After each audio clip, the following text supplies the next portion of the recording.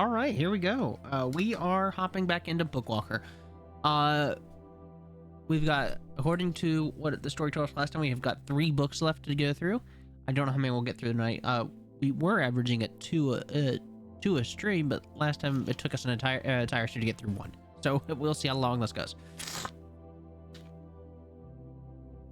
We either have 1 or 2 more episodes of this left.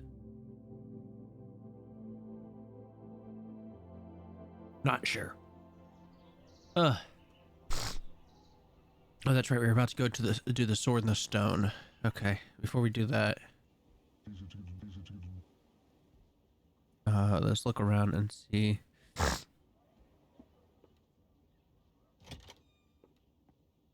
Oh my God! Really?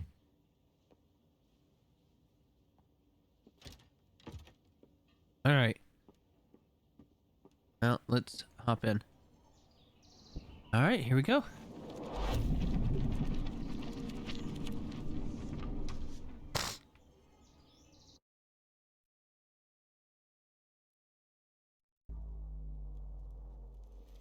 Elevator, lower deck. Metal floor isn't all that great, I'm guessing. Oh, hi, Jack. I'm Roderick. Right, it's just been so long. Been a week, hasn't it, like usual? Oh, there's a little setback with the client. Is that booze I smell? No, I just haven't washed this jacket in a while. The problem because of the wand? Yeah, kind of, but we're back in business now. Today, we'll be looking for Excalibur. Sword? Are you sure we're in the right book? If we're looking for a medieval sword? We'll find out once we take a look around. Intruder alert. Oh, shit. Identify yourself or you will be punished by the mighty of the Seekers of the Worthy. The voice coming from a strange face on the wall that peeks out from the cables like a spider in its web. I shall hear the will of the worthy and decide your fate. Have patience. And what the hell is going on? The version is the pilgrim ship that they're very serious and strict, so cut it out with the jokes. I'm not making jokes. So where's Excalibur and what's this worthy have to do with anything? What do you think the worthy is worthy of? Worthy of Excalibur? Yeah. Worthy is the one who can pull the sword from the stone. They're flying around the universe on this ship looking for that person. Or there was an old legend or tale. I think the new author was also working with the walkers to get the sword. Now it's our turn. Worthy has spoken to me. Oh man, are you prepared to join us, pilgrim sailing this black river in search of the worthy and give your life to the pursuit of our goal? Yes. I, the navigator, greet you, Acolyte Etanin. Welcome to our temple and home. Now get to work as our ship requires constant inspection. Sounds good. Alright. We are exploring the vast reaches of the Black River in search of the worthy. Do you have any clues about where they might be? Sacred Sword will lead us to them. When we find the worthy, they will draw the sacred sword from the stone and guide our people to a brighter future. The worthy could be anyone, even me. Let me try to pull the sword out. I know I'm worthy. Looking for. First, you must prove you are worthy of attempting to prove that you are worthy. Oh, well then.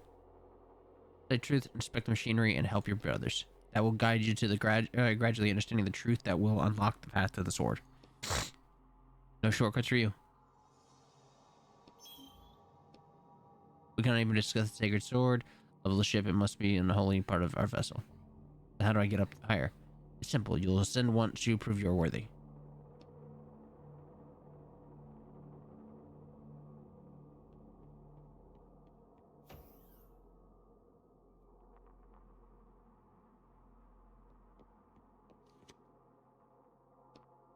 Oh, okay.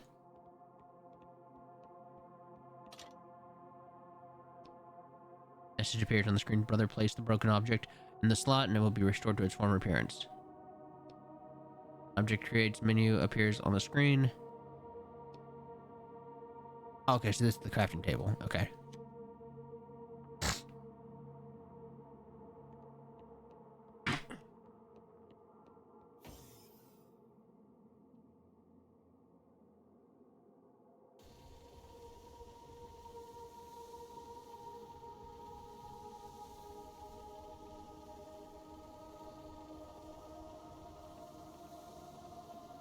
Hang on, what's the sound? What's that? Oh my god! Begin repairs immediately in the name of the worthy. I cannot. I need help.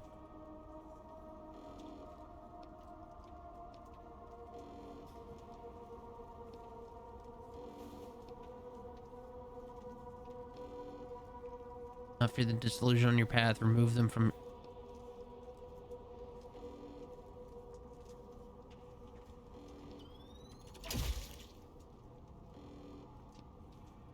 You manage to blink it away. You see the acolyte unmoving body has a clean hole burned through the back of his head.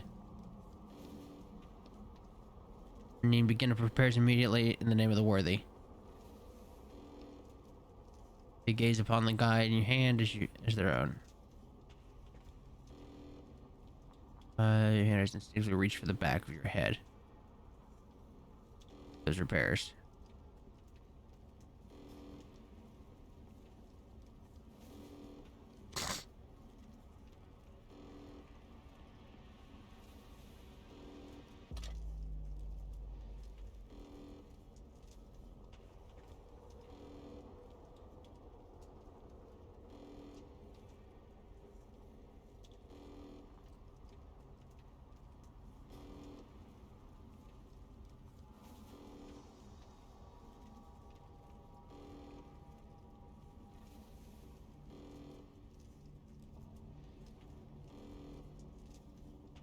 All right.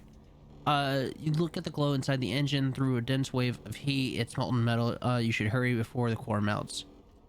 I don't know. The author was very vague in his description of the engine. Of course. You lean forward, look in the engine. Engine's dark rubber hoses, metal pipes, pistons, and belts. Surprisingly, it all seems like it's in good shape. Inside looks intact.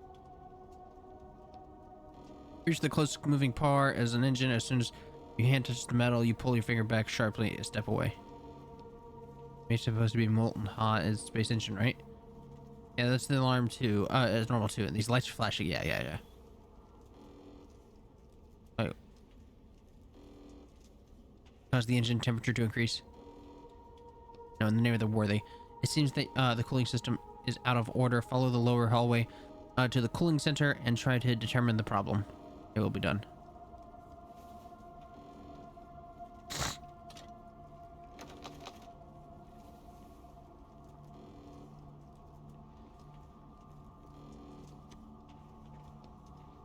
Examine the body and try to look head wound. There's something in his hand, huh? You unclench the dead man's hand and see an electronic access key card. The explosion damaged it too. Okay.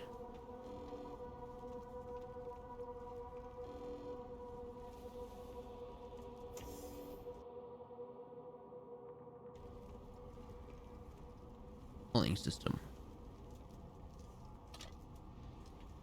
The pipe is broken and the water is turned on. What do we do? Try to disconnect the broken pipe, but the strong flow of water makes it impossible. Oh, okay. Alright, close the water valve. Alright, disconnect the broken pipe. Replace it with a new one.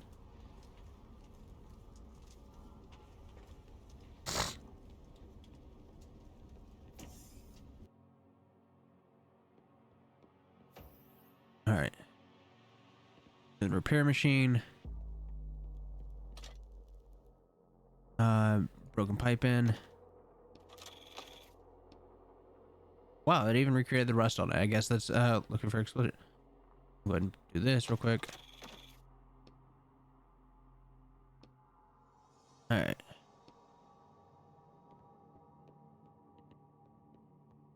Now I take the pipe back.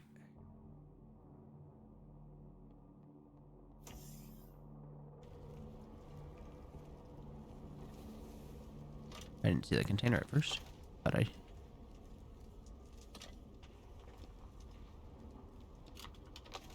Alright. Equipment again, maybe we're missing something. Open the water valve. Alright, there we go.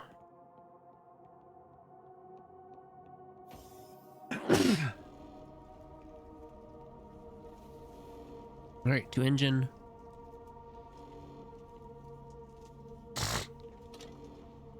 The cooling system is steadily pumping the ice mixture through the pipes. The engine isn't radiating heat like before. You can even touch the outer pedals with your very fully system. It looks like that wasn't enough. There's some kind of button we need to find. In the name of the worthy, I ask you, start the engine.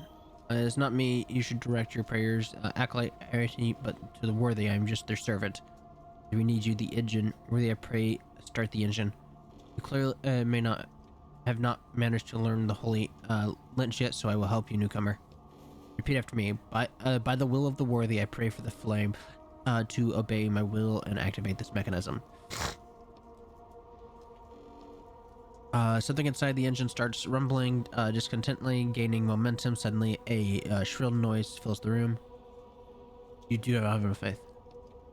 Faith is stronger than ever. I believe in the worthy with my whole heart, my whole soul, every cell of my body, I believe. Suddenly, a compartment opens at the side of the engine, and with a soft hiss and a cloud of white steam, an empty compartment designed to hold a cylindrical flask appears. Something else. Place a full vessel of faith in the compartment so that our will may continue its journey. Hey Tanner, how you doing? Is that some kind of fuel, faith? Yeah, it's something like fuel around here. Let's go look around. Maybe we can find somewhere to siphon some of its faith. Okay,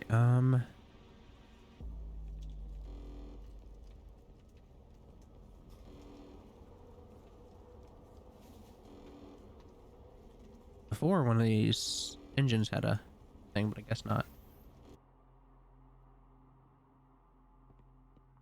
Card A, so we'll use card A.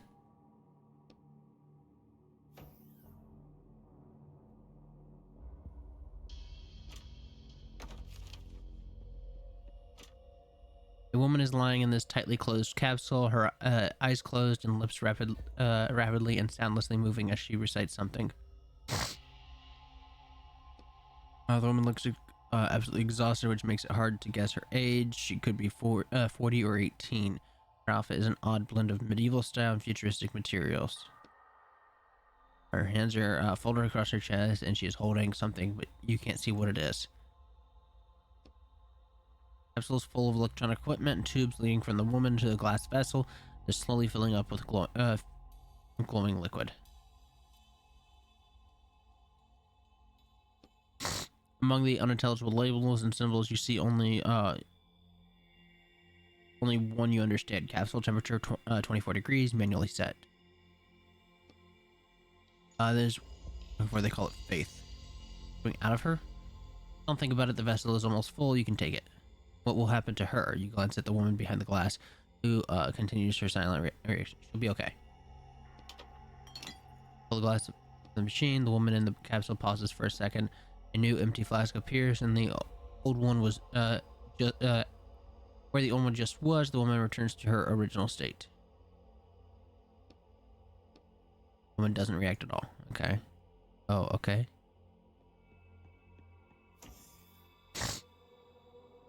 So they literally harvest faith from people for fuel. Interesting. Glad to hear you're doing all right. I'm doing pretty good.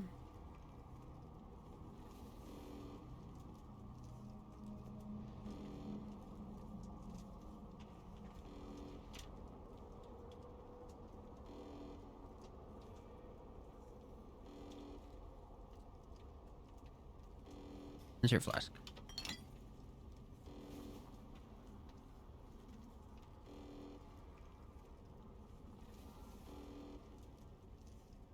Alright. Flask fit perfectly in the compartment. You push down a little harder and it gently settles deeper into the machine. As soon as You take your hand out. A thick round hatch covers the slide. Right.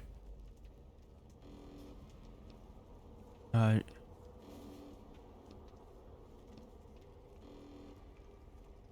yeah. Where they ask for flame.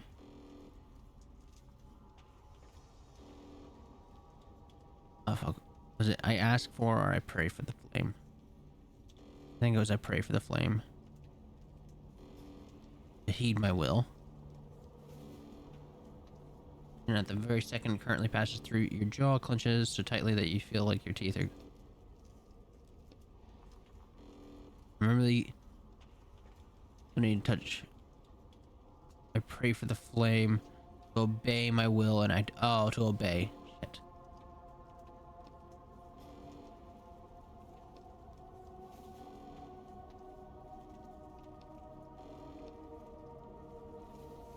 And the pistons start moving. A steady hum fills the engine room. May the worthy bless you, acolyte. Engine is working correctly again. Your work here is done. It's time for you to ascend. Start looking around nervously, bowing your head slightly. Engine is the right to climb higher, so the middle level of the ship. Of course. You may use the elevator to ascend.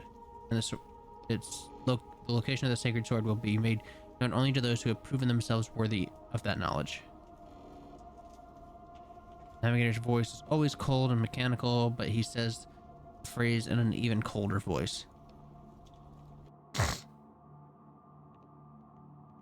Alright. Oh, real quick.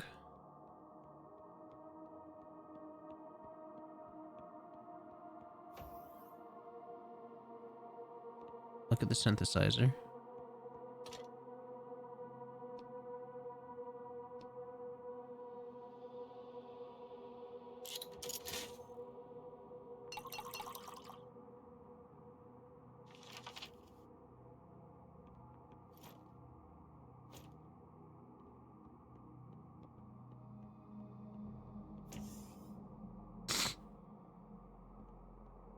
Alright, we go up.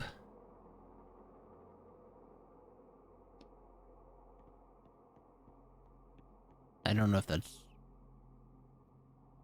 I assume this needs B. I assume this needs C. Double check. Yeah, okay.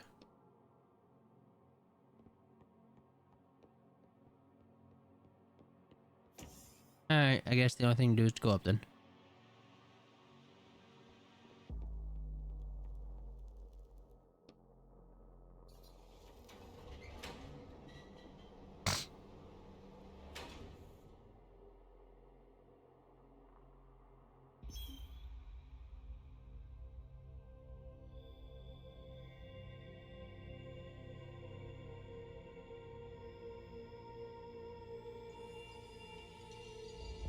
Alright.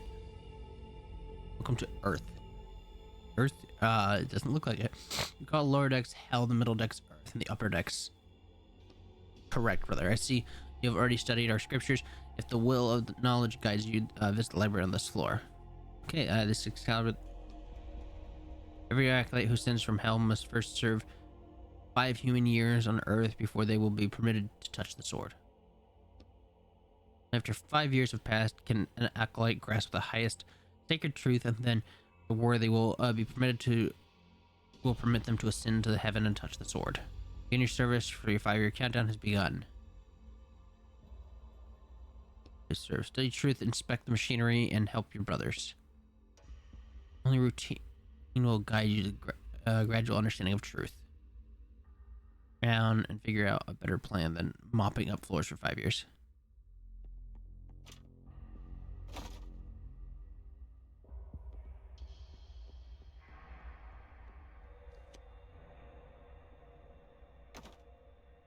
Card B. Oh, we'll go down to B first, real quick.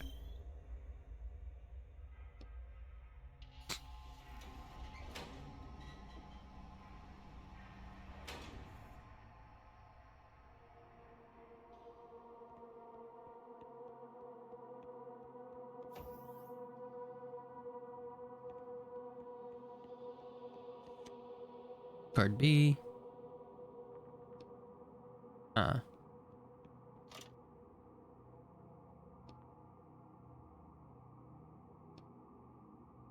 Okay, I don't know why anything would change. Why I thought anything would change there.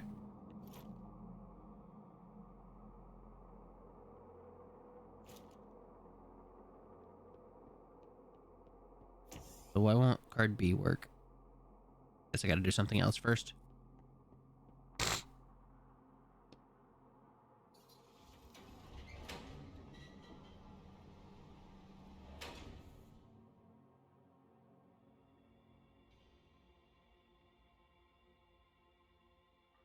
Think it worked out? Okay. Yeah, he looks cute and a lot less penisy. Oh, okay. Can't do anything with that because thing way. Damage here must have, I guess the engine really flared up.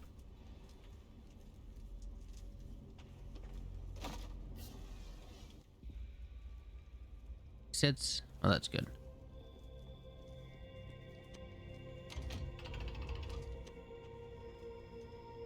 Uh-huh. Oh, gotcha. Locomotive keeping it from opening. If you... Oh, looks like screwdriver and use it to... Okay.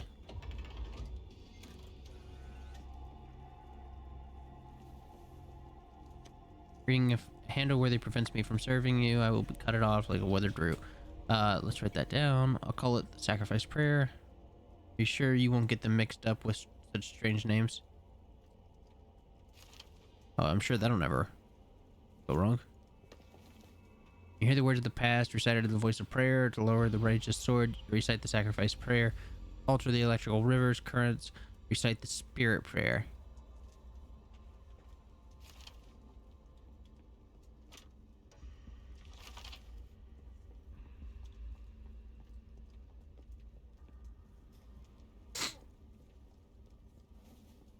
What's up?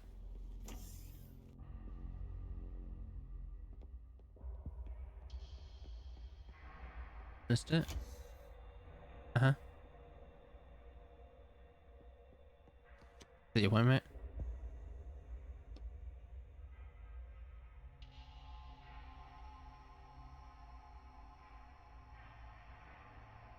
Okay.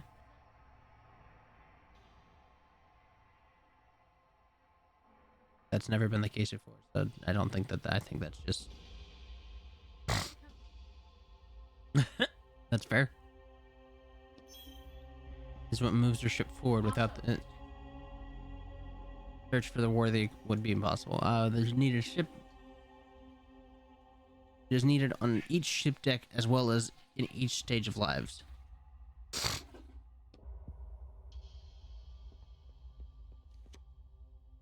May strength fill this part of my body and require most follow worthy.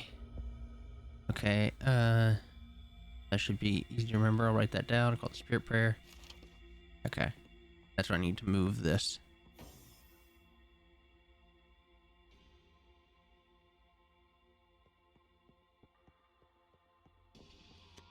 Oh, I'm gonna drop C.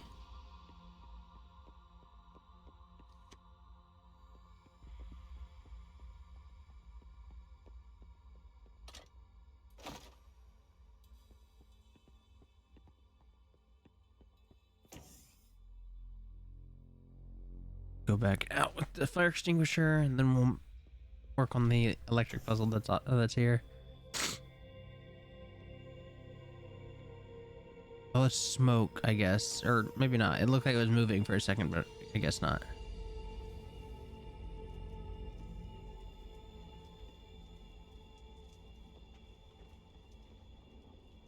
Okay, I guess we can't use the fire extinguisher, despite the fact that it looks like we should be able to.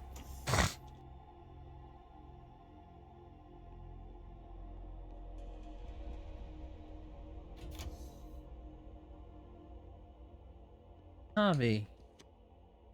Jesus.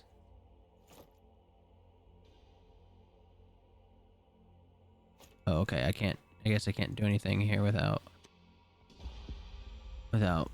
faith.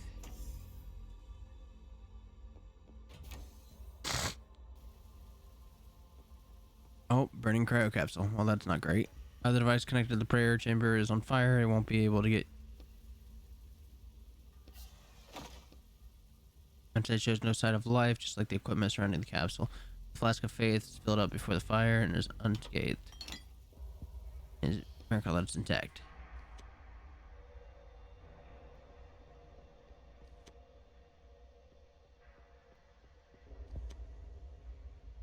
The youngest crew member you've seen so far is writhing in pain inside the chamber. The panel showing his vitals blinking red as the panel the temperature inside the capsule.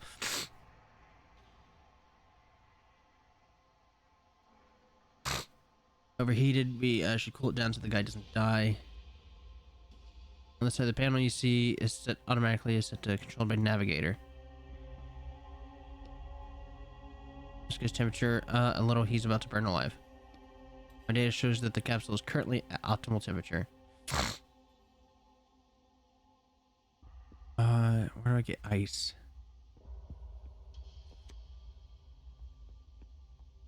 Usually holds faith is empty. There's an old man inside the capsule. His whole body is shaking and his hands are grasping for his chest, for his suit, as though he's trying to rip it apart. There's a phrase flashing on the panel. Heart failure stabilizer injector required.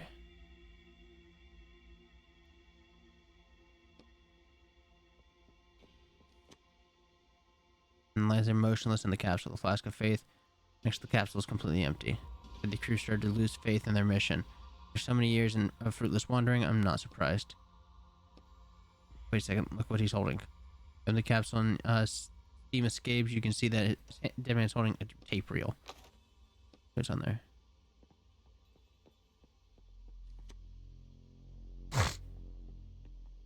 I need a syringe and ice.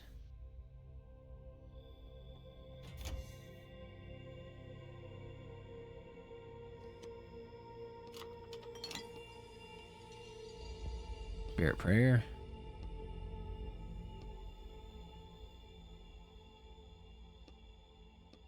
You asked the wrong question, Acolyte. You must ask why you're not worthy of a direct conversation with the worthy. Author know what a tautology is?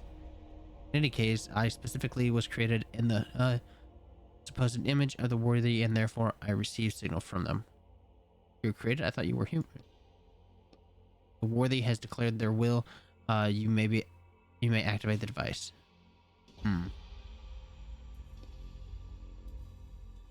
Infirmary first. Is not received, require the amount of energy, no access.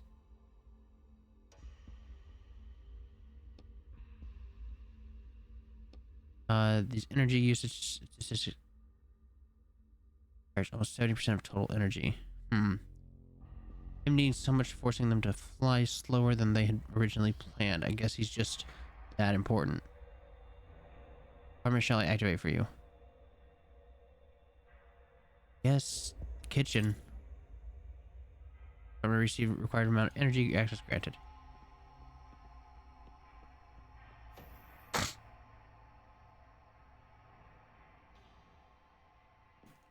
Need I? Oh, actually, let's take that first. Take that.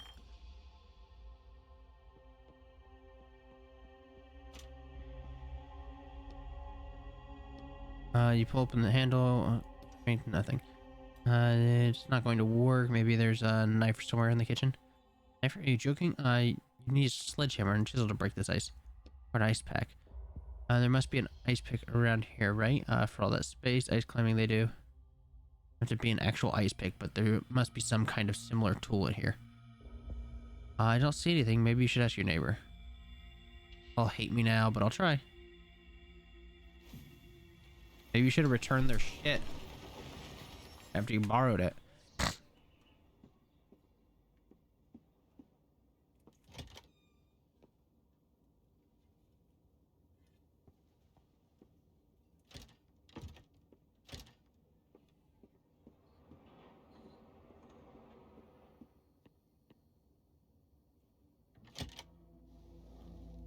Oh, the police line's been broken. It's open.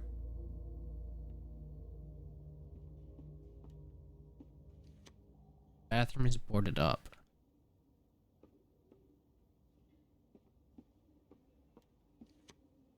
What happens to riders once they work off their sentence?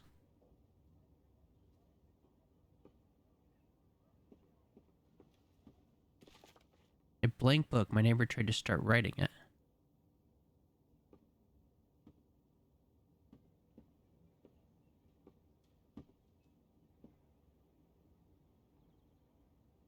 Nothing? Nothing else? Feels like this wasn't too important to, like, have no... Alright.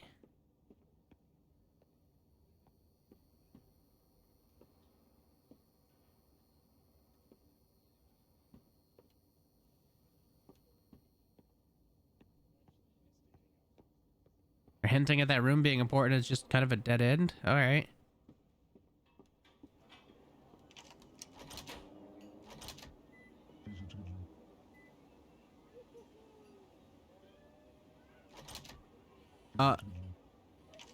Close more renovations. Oh, I need the sword, Excalibur, the sword and the stone. Just remember, I forgot to give you back your key. We had an agreement, but I just had so much going on. Evan gets the door. I fall. I promised to bring back the key a really long time ago. I only came by today, and it's also kind of broken. Disgruntled grumbling. The truth or lie? I was panicking, you see, and I pulled it out. I locked too quickly. Please forgive me. Anything I can do to fix my mistake? Well, if you manage to forgive me, come knock on my door. Might be able to find or make a copy. And in any case, thank you again.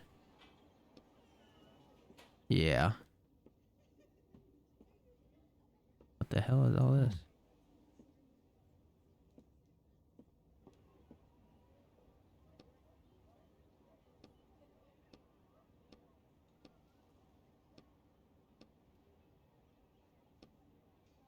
Next, I got this new mining job or renovations.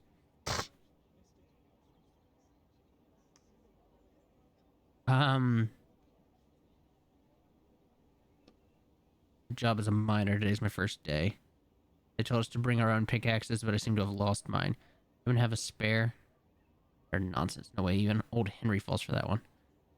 I am miner. What wonderful news. About time you came to your senses and stopped all that scribbling. I'll hold up in there. Let me go look. Here, just remember to bring it back. Thank you. Oh, wow. I'm sure we won't bring it back, just like the sledgehammer we didn't bring back.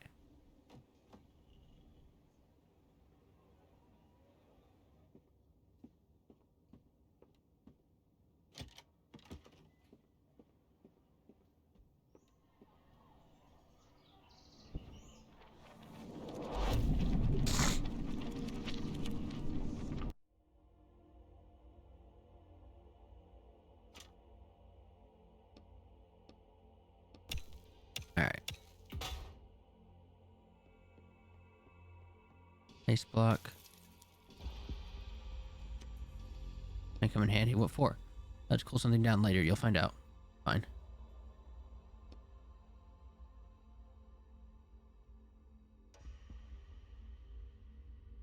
Swing it behind your back, raise over your head, and raise the pickaxe over your shoulder.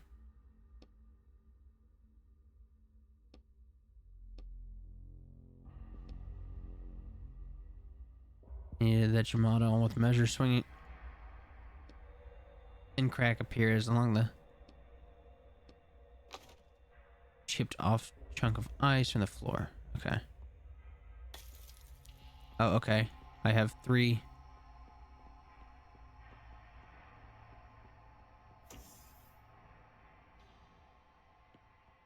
Guess we'll check out the armor. See if it lets us check out the armor real quick. We can't get into the infirmary.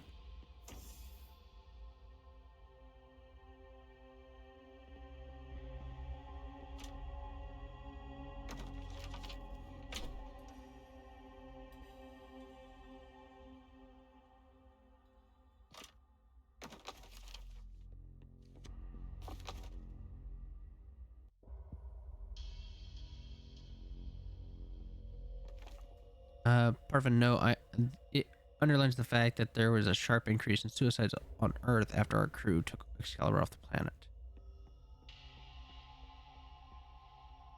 Damn, alright.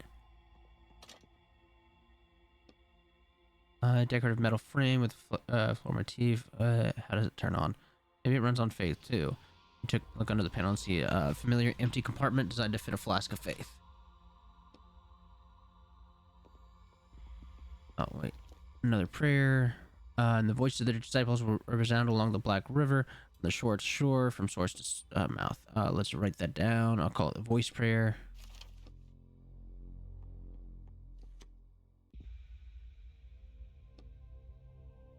Barrier will disintegrate you entirely in if in a thousandth of a second. I advise you not to touch it. Jerk your hand away and take a step back too, just in case. Why are there beams in the middle of the room? Hear me in less than a second. For safety purposes, at this point, the deck restriction while the cannon is active. For safety purposes. All right.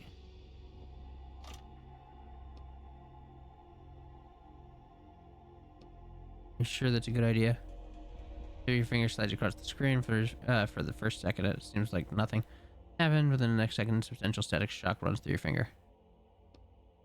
As you pull your fingers away, a message appears: insufficient faith.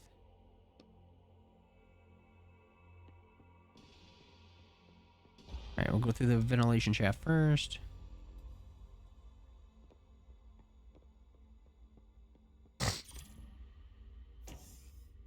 Exit the hallway. Oh, okay. I see.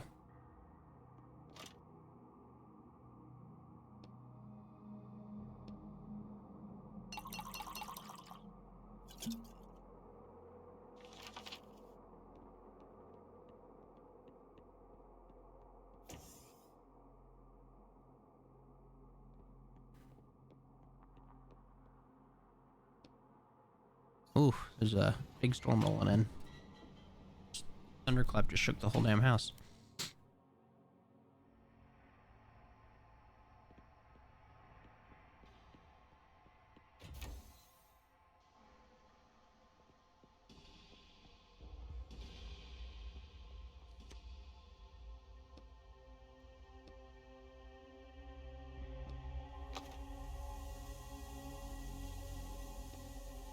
So let's just follow as normal. You open the capsule. Man's eyes are still closed, but at least you saved him from suffocating in that heat. Yeah, let him get a little fresh air. Take the flask. In the flask and glowing liquid and put it in your pocket, making sure the lid tightens fast. Thank you. You nod at the unconscious man. Okay, we need to go to the infirmary and try to get.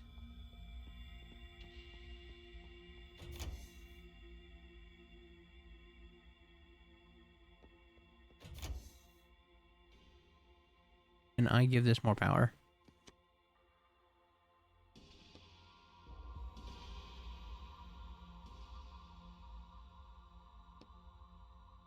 Reduce the ship's energy substance. Let's figure out how we can do that.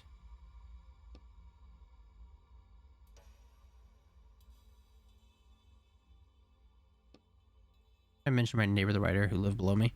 Yeah, you said the police wanted to question you. It turns out my neighbor, what? The apartment was sealed off, and I decided to peek inside and find out what happened. Broke into a crime scene? What were you thinking? Well, from what I could tell, he ended it all. My God. Remember you told me that after serving their sentence, writers often, police said he had just finished working off his sentence, and that's what happened afterwards. Or that some just got into books and never come back. Into books and never come back, but others, like my neighbors, still do it the old-fashioned way. Breath, I need to finish all these jobs. I don't want to end up like that. How you doing, Roderick? I'm fine. Do you really think this time for a good chat? It's just, by the way, I've been meaning to ask, what do you do when you're not stealing items from books? Well, to be honest, I'm finding it hard to live without books. But they confiscate every book I own, so mostly I just sit around now. Yeah, sit and wait. Have anyone to pass time with, friends, or maybe a lover? All my friends are writers, and I'm forbidden from seeing them by law. As for a lover, it's complicated. I see. Alright, well, I was hoping he would have an idea of how to reduce power consumption. Well, I guess we'll go to the armory and we'll fire the gun.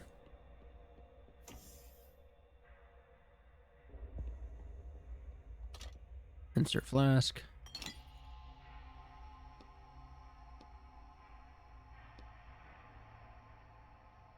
Status check. As you choose the second option, the screen goes black for a moment, and then chat appears. This cannon uses more than 20% of all ship's energy. Jesus Christ.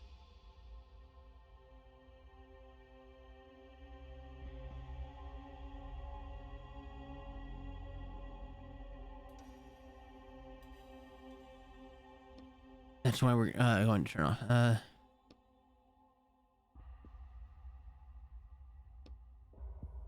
3 bodies, turn it off quickly. The energy. Deactivate. Third options, a huge mission that all prayers required. I'm gonna say voice prayer. Correct. Charge of blue energy rushes towards you, and you try to dodge it, but it still hits your body. You see some pain.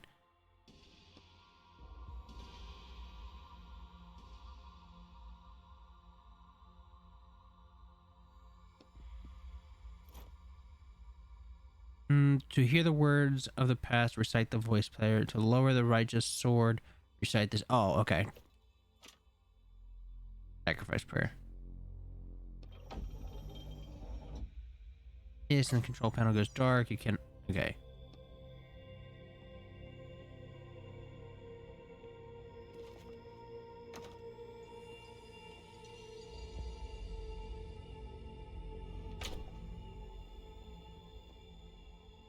Oh, the vent has physics. That's funny.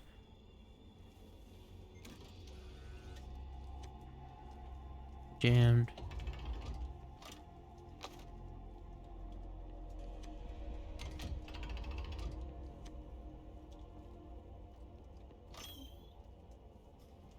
Insert face in the compartment. Okay. I need faith. Let's go save the old man if we can.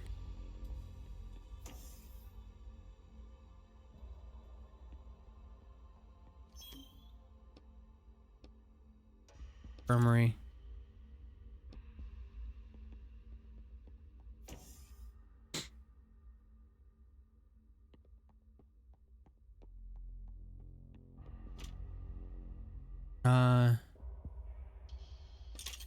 You find a long probe, and as soon as you insert it into the click, it now opens.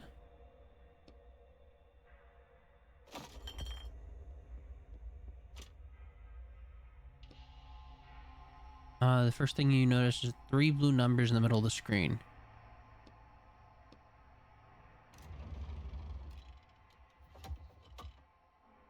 I'm in a neat square compartment with different types of bottles in each one.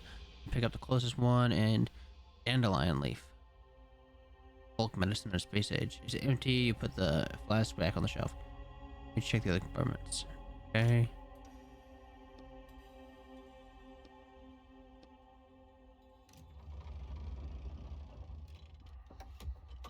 On the shelf, you see an ornate inscription, relics of great martyr Remir. Melted audio reel is lying next to it. It's a good idea to touch sacred relics on a ship where crazy head that shoots lasers. Okay. Here. Sacred truth. Isn't that what the navigator is talking about? Like the top floor? Okay.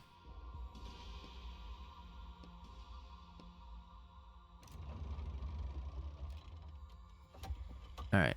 A dozen of mean-looking metal syringes stare up at you. They each layer filled with green. They will enter while they stabilize it. Exactly, I'm a doctor thinking, but actually I guess you're not that lucky since I don't have hands here. Oh, I learned something new about yourself? Yeah. Anyway, I'd feel more confident if it was some kind of spray or gel. Looks like you'll have to learn a new skill today. Fantastic. Syringe cools your skin, comfortable in your hand. Go back to the man in the capsule. Alright, that's everything.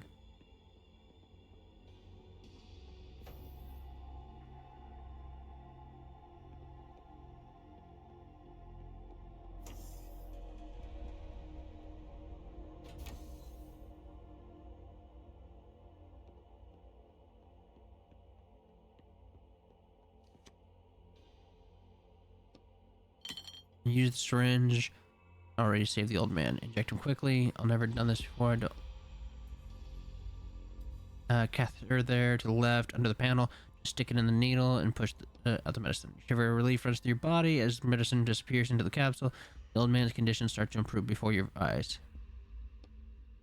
Cross your arms over your chest and wait. The old man's convulsions gradually stop. His breathing evens out and his fingers stop tearing at his clothes.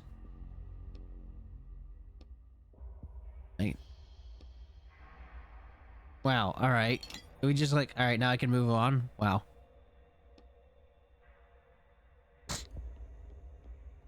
No response to saving the man's life. Alright.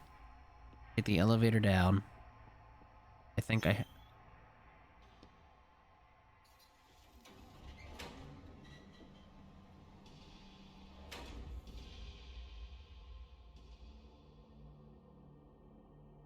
Alright.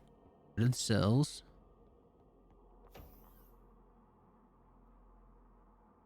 Unlock the doors first, because I think we have all the access cards. Use card C, access granted. Is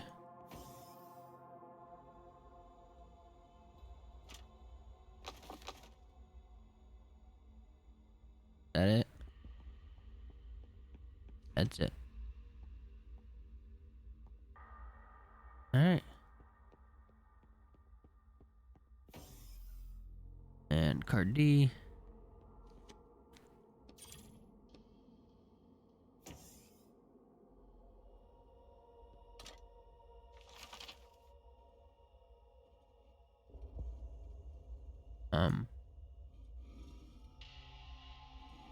There we go. I was like, why is it not moving? I guess I didn't move the other one first. Chest is in the middle. Red light starts glowing. The device, another one exactly identical, lights up on the chest. Bring the multi-tool close to your chest and it opens it on its own. How convenient. Med kit. Items. Med kit's healing items. Ooh. Full restores 5 hearts. Damn. Alright, cool.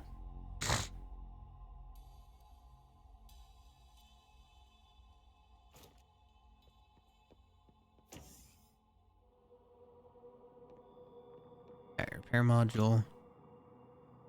Damage real. Okay. Great, now you can listen to the prayer in the library. Oh. Synthesis button. Synthesis.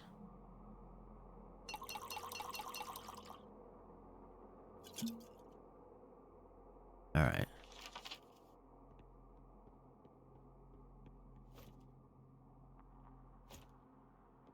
Dicks! Oh, Jesus. Hi, Josie. Alright. Head back up.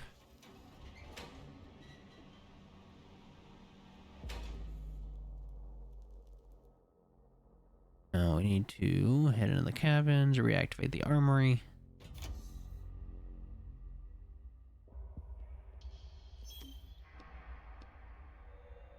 Armory. Great.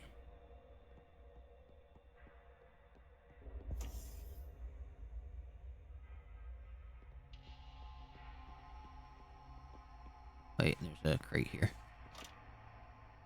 Capture your attention. This meters. It seemed like something valuable in here. Use multi-tool. Okay, I need lockpick something. You examine multi-tool. Oh, you help something to help you, but you actually hit something that causes a red laser beam to shoot up from it. Blink, you see that the lock container has melted open. You try to examine the multi-tool from all sides, but you can't find anything that looks like a laser. Oh, cool. An empty bottle. Okay, we'll go fill that real quick. As I imagine once we listen to the tape, we'll have to do something. Yeah, I've been lurking a while. I was in this game, but I've been lurking while I was in a game, but here now. Hey, welcome in. Thanks for the lurk. Oh wait. Yeah, I want to go down. How was your game?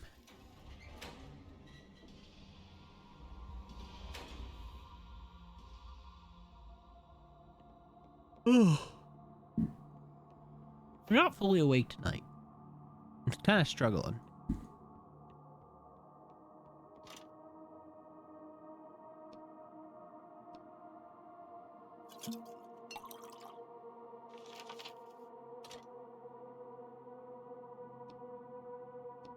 Alright. I reached to a point needing to stop so I wouldn't get too frustrated. Fair enough. What were you playing?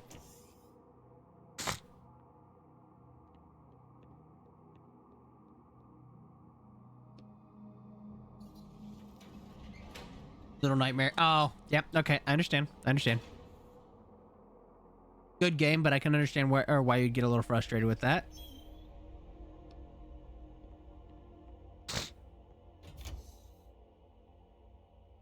All right.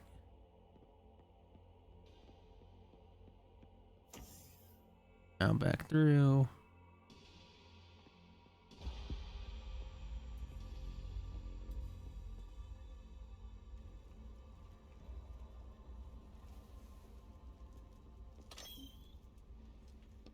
All right.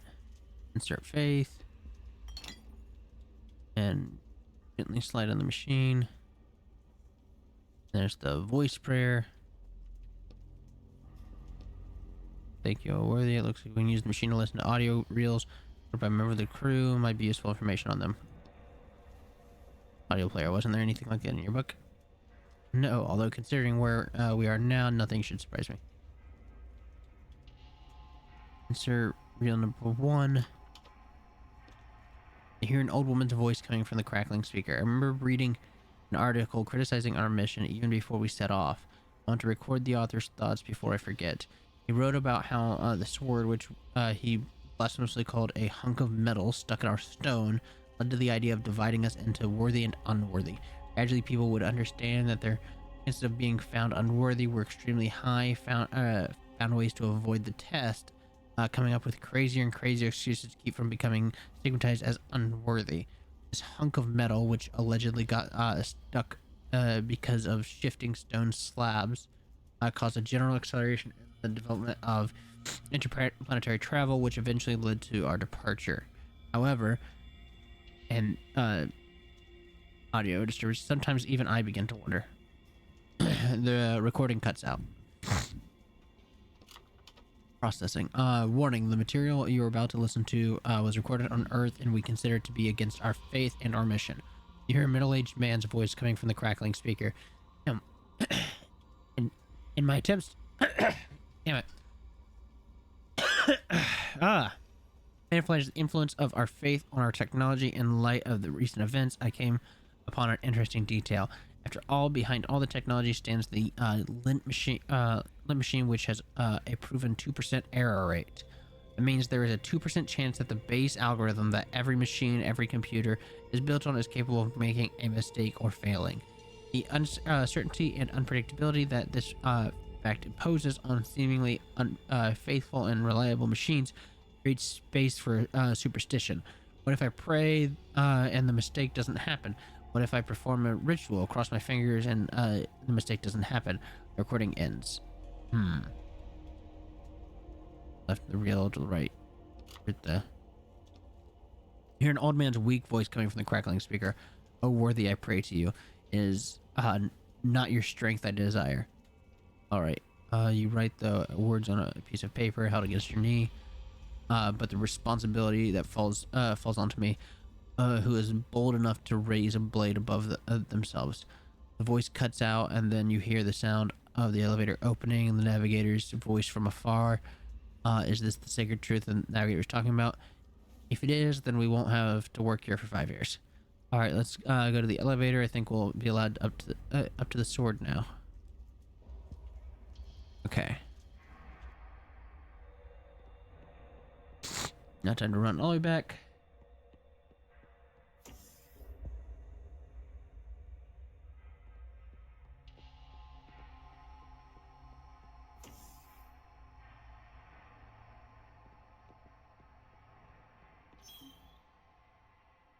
I believe I've grasped the sacred truth. Reset the prayer. Over thee is not your strength and desire, but responsibility that falls on one who is bold enough to raise the blade above themselves. It is indeed the sacred truth. It must be understood by those who decided to touch the sword and declared worthy. I am amazed that you were able to grasp it in such a short time. I am prepared to uplift you. Nothing left. Yeah, we've done it all. Okay. Uplift me. It shall be done.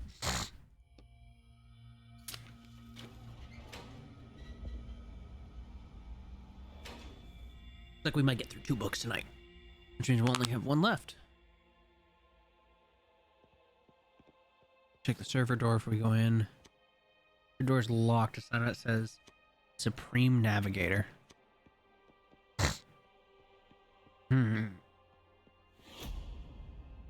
Detonating what now? You said I could just sort.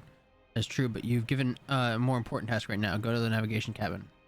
First, can I just... You notice a panel sliding back, the wall revealing a weapon hidden behind it. Looks familiar. You automatically touch it.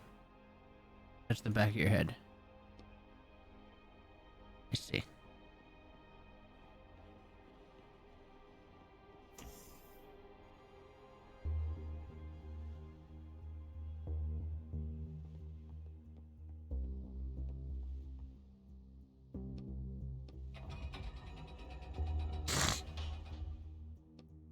Why do you summon me? Well, besides to kill me, obviously. I need you to change the ship's course. Change it. Can't you do that yourself? You do not have the authority. Only the crew members can confirm the decision to go back. Go back? But what about the search for the worthy? Most of the crew has lost faith in our goal. Is that why you killed them? I simply made several harsh decisions based on purely economical reasons. To reserve food and oxygen for the more useful crew members. Listen, the only thing I'm interested in is the sword. I permit you to touch it if you confirm a course change.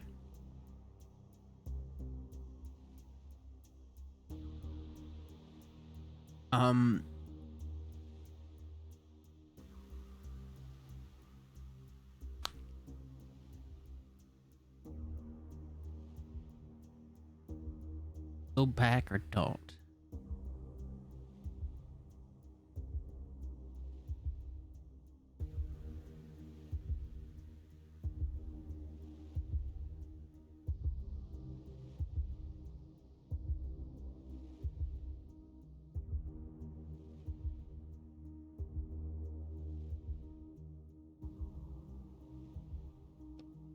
Fine. Right.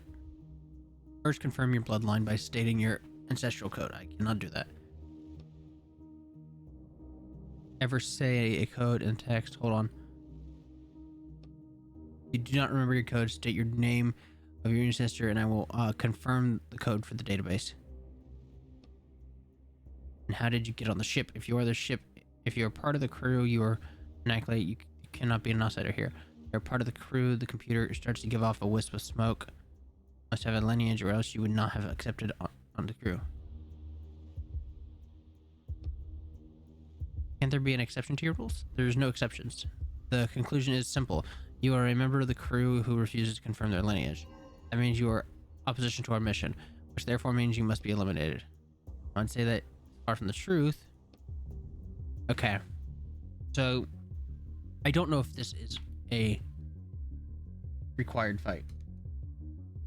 But if I refuse, I imagine, because he wants me to turn around the... Okay, yeah, I'm going to be honest. Yes, the game is crashing right now, okay? I imagine if he wants me to turn around the ship, when I refuse to do it, he's going to fight me anyway. So this is probably an unavoidable fight, but I want to see if I can get away or get through it without having to fight somebody. This main menu doesn't really work right, and it's weird. It says press any key, but like it varies on whether space or escape works.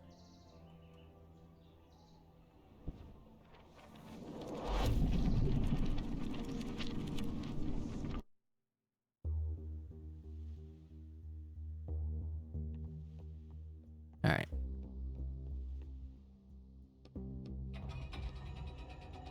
Get through all this. I will not change course. I'm afraid you are no longer needed for our mission. We'll see about that. Okay, yeah, so it's an unavoidable fight. Okay.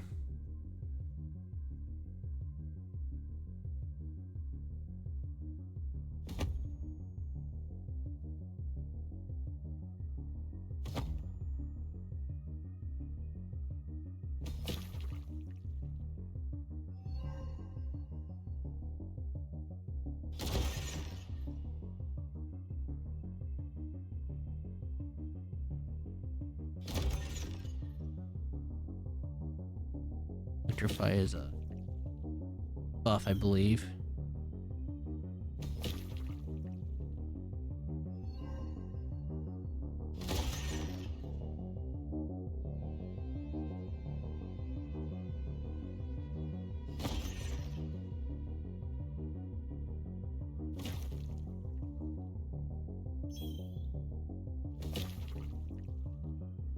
Alright.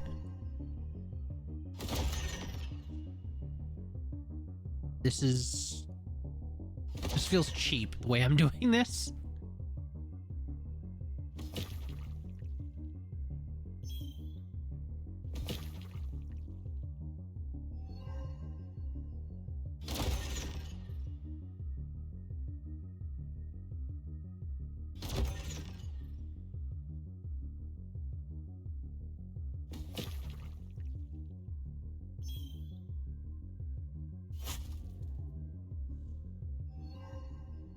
Sinner, the worthy will punish your soul. The navigator's core flares up from within. Sinner, sin.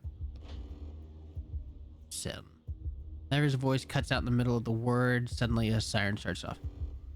The sword now. He's awakened the whole crew. They will be here soon. Your power activated. Total system reboot in 3 minutes.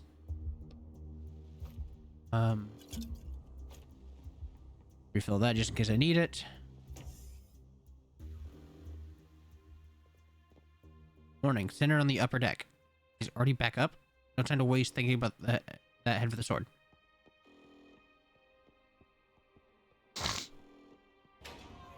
Oh, wow.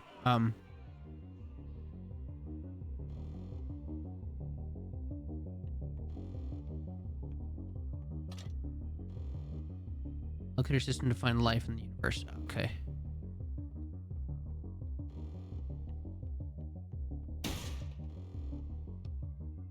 We'll break through any minute. Sword draws the full attention of the majesty hilt gleaming in the light. Sharp blade just pierces into the stone. Try to use my hand to pull it out first. Maybe all the people are actually worthy. Lower your hand and take a deep breath. Try to find another way. Your hand feels like they're filled with strength and light seems to flash inside you. What are you mumbling over? Can't you use the laser or something? Cut stone. Your legs lead you forward. They're a cord. Your hand grabs the sword's hilt and fits perfectly. It is your sword. All you have to do is pull it out and... Damn it. Your muscles burn, but the sword doesn't move an inch. Try jiggling the sword. There's no way it can be stuck so tight in the gemstone. You jump and grab my hilt and fall. Wait to try to move Excalibur back and forth. Getting desperate, they'll blow up the whole ship. A high-pitched squeal from behind the door drowns out the sirens of the whale. Remember, they have automatic chainsaw, diamond coated from page 142. Now we really don't have time. Damn it all.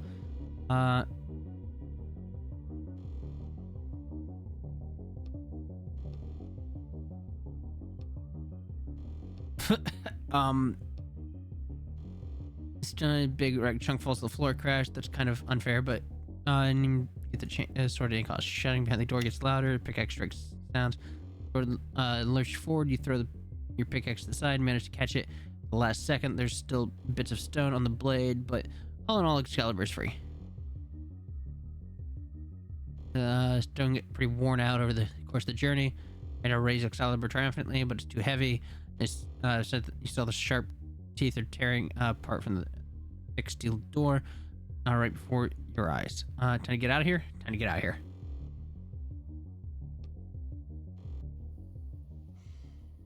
All right.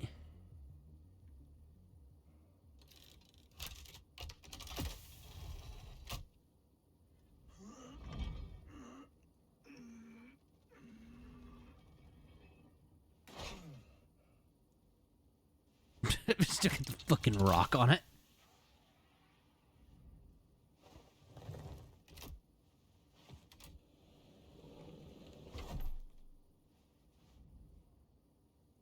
All right.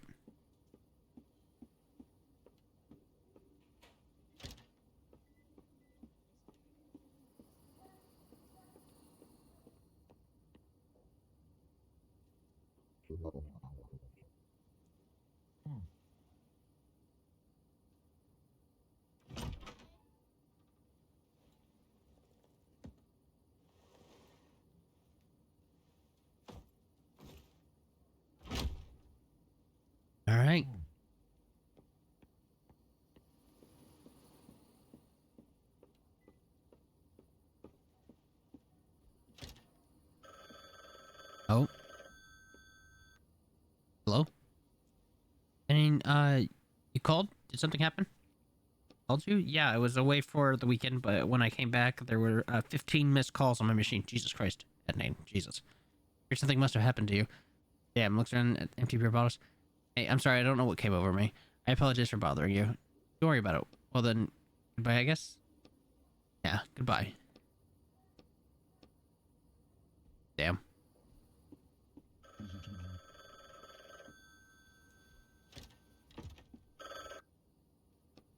The order has been accepted. You may go. There was no... What envelope? You know, the one with money inside you usually give it me after? Last time you ruined an order that cost me 600,000 pounds sterling. Oh, Jesus Christ. You think I'm going to pay you for that? Think of it as compensation for my losses. Give me 1,000 per order. That still leaves you with so much money. All I have to say. All right.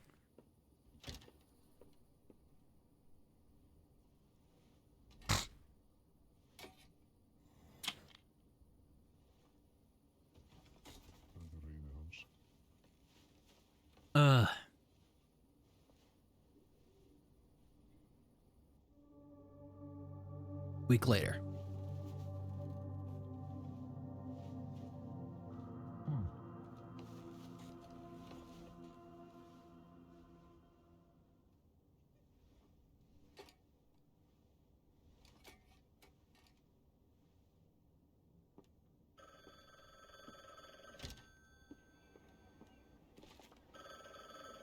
Increase damage, interrupt enemy actions. Interrupt enemy actions.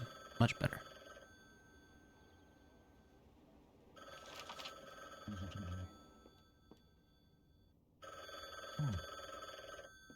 What happened to our apartment? Hello? There's a job. I'm ready. Anything else? No. The order's at your door. Sure is strange today. New book announcement. This battle will be the last. Ulrich the Giant and Getson the Decapitator finally meet on the battlefield. Each one has total faith in his victory. Each one possesses the mighty artifact. Can Excalibur take on the Hammer of Thor? You will find out for yourself in the latest book from the author behind the best-selling Sweep Strike and Sweep Strike 2, Tigtorf.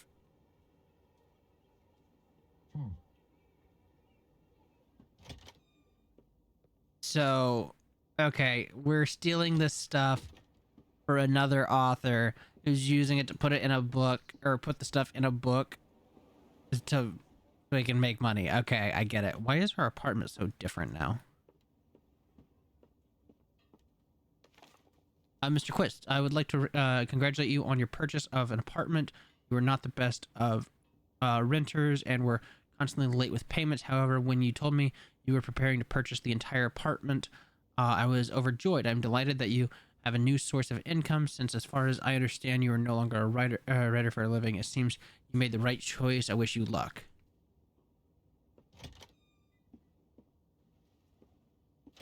So we actually bought the... I can't get out because the truck is there. It's easy to get a new one.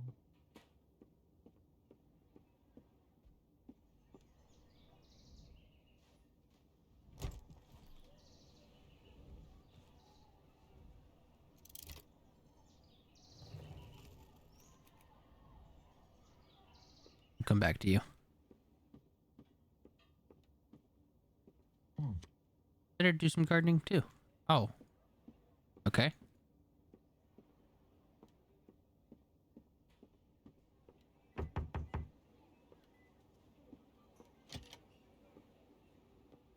Kitchen looks identical before what renovations were done. Fridge needs to be defrosted. Do not turn on.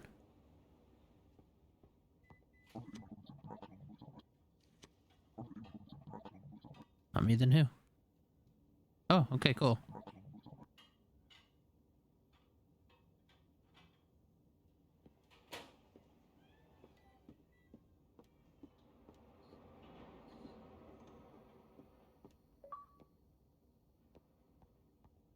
Oh, we got an achievement. Upgrade your skills 5 times.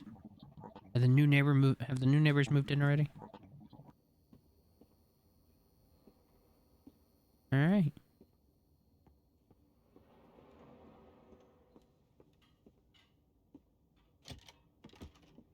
All right. An excerpt from review, fresh and original as always. Nowadays, there really aren't enough authors who are this original and can also release new books so fast. Authors face scratched out. A strange note: the contractor agrees to infiltrate Timeless Mansion by Helena Roberty and extract an item, the cursed clock. The client agrees to pay the negotiated sum upon fulfillment of the contract.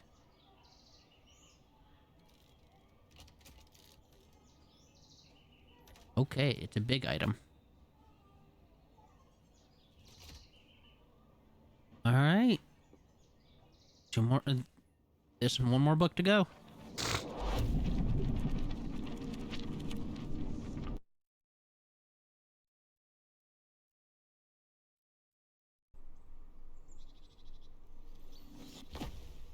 Plot twist incoming. Finally lands things soft. Maybe too soft. Ew. How did it go? I think successfully. Nabbing Excalibur really redeemed me in the client's eyes. Now you'll get easier jobs, no more killer robots threatening us? I hope so. We're supposed to find a clock of some sort. That doesn't sound too complicated. Ready to start?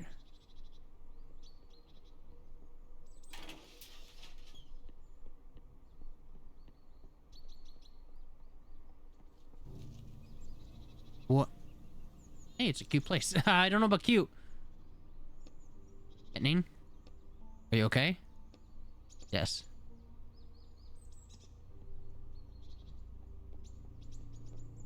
We know the author. I'm going to assume. Oh god. A woman runs past without even glancing at you. I trapped him. I trapped the monster. Run away. Monsters, the job didn't get easier.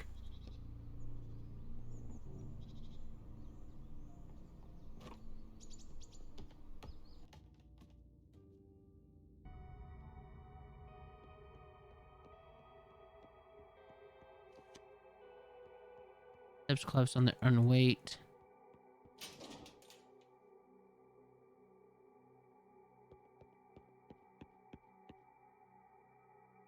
Yelling into the air. Damn girl, get back here and let me out. I'll find you and your friends too. Do you really think this kid can stop me? This the monster. Who are... The man pauses and stares at you. Etnine? You know him? Neen? I seem to burn through you. You look away, but not before noticing that the man's hands are trembling with anger. We should get out of here quickly. Stop right there. You bastard. Answer me, what did you do with Amanda? Where's my wife? I don't know, what does all this mean?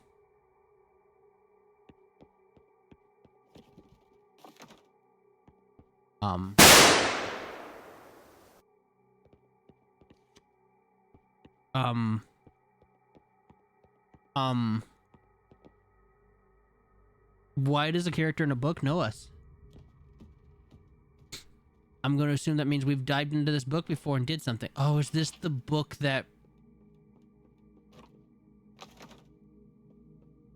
we did, or that whatever our crime we committed is in?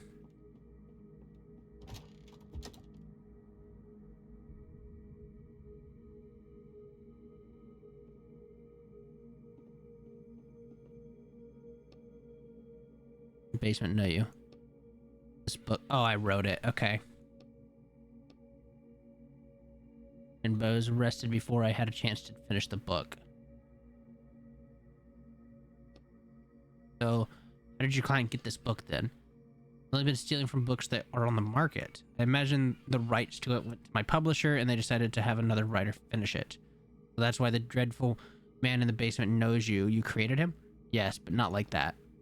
It was the story of a generous aristocrat who lived in a beautiful mansion with his wife. You definitely wouldn't catch me writing about a murderer in a blood-soaked basement. You think the new author changed a lot? I think so, yes.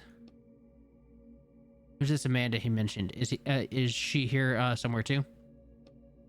She's not here anymore. It's better if we talk about that later. Clock wasn't meant to be here either. Let's take a look since it's what we're here for. Interesting. An ancient clock, steel frame around it is covered in small inscriptions, some of which are impossible to make out. There's something written here. During the clockmaster's lifetime, something with the time on the clock itself. But it stopped. I'm guessing we need to bring back a working clock. Ending? Yes, a working one. There's 3 huge holes in the mechanism. There are 3 gears missing. We'll have to search the whole mansion. Well, you should know your way around here pretty well since you created all this. Right at the end of the book? And that's right, the plot has ended and the heroine managed to lock the monster in the basement and escape. Nothing else happens in the plot after this. A happy ending. Go back to somewhere on page 150 or so. That's where the mansion will be in the best shape for us to search it. Even the staircase is in ruins right now. I didn't know you could do that. So are we going to jump between pages? Jumping is the easy part. The hard part is landing on the same spot on another page. If I miss or land end up between. I'm going to assume there's a typo that's supposed to be different. Or land between pages without my powers, it could end badly.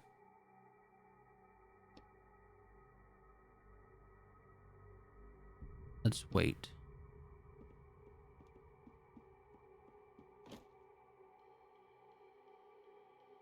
Let's explore this area first.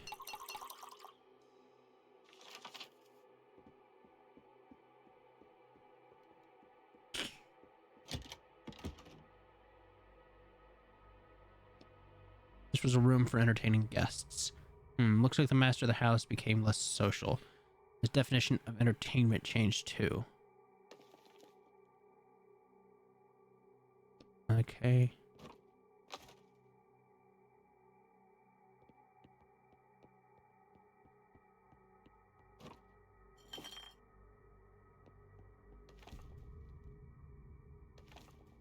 Okay.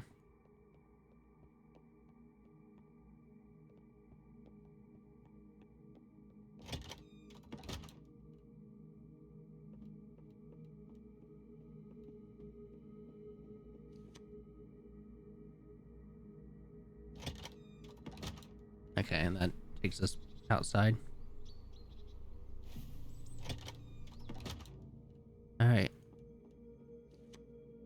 1995. I think it worked. We're on page 120 now. It's a little more pleasant here, don't you think? That named, you don't want to keep doing this, do you? No, I don't. But I don't really have a choice. You think the client knew this was your book and sent you here on purpose? I don't think he cares either way. Who's that? Another victim? Go find out. Search the chest first.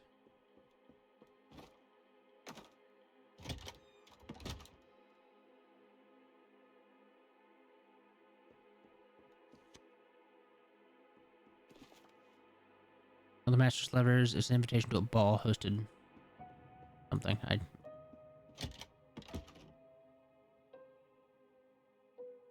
This is the mansion's master study. It's so sparse. Apparently, whoever rewrote your book didn't know much about creating a pleasant setting. I don't think it's all that bad. Oh.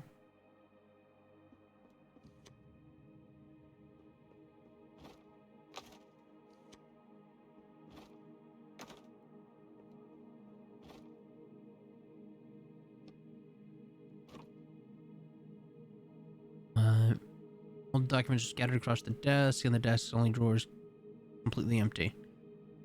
There's nothing here.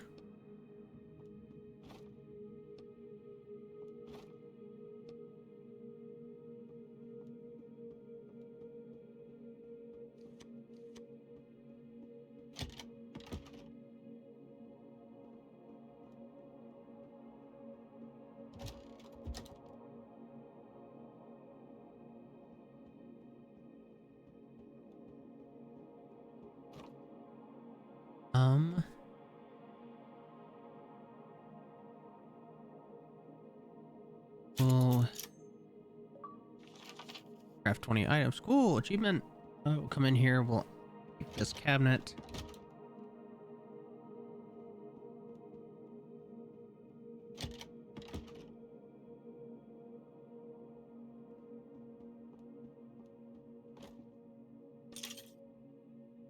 This one opens just a few seconds. Okay. Stuff to extract ink from.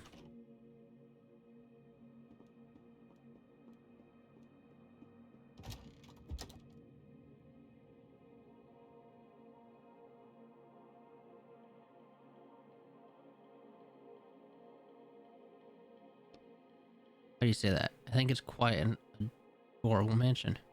I looked, I see crude strokes of other authors who twisted all this.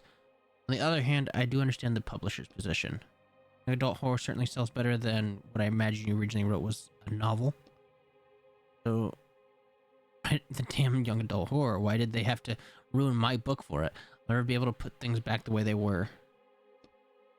Don't feel discouraged. We'll get our shackles off and you can start a new book. I'm sure the new story and characters you create will be just as wonderful.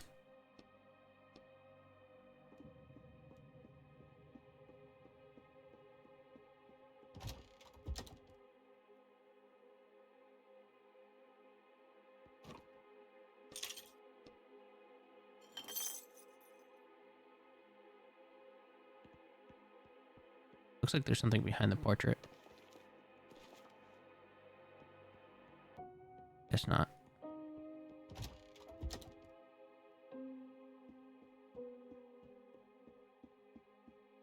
The walking is so slow between between points of interest.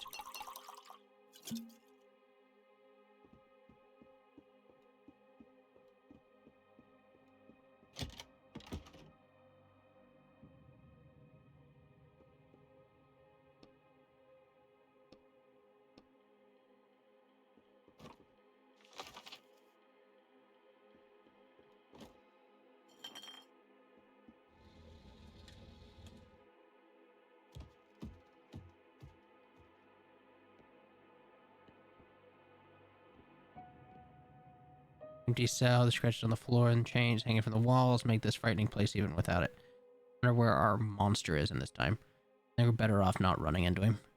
Looks like he was ready to kill you right there and then. You think the new author made him like that?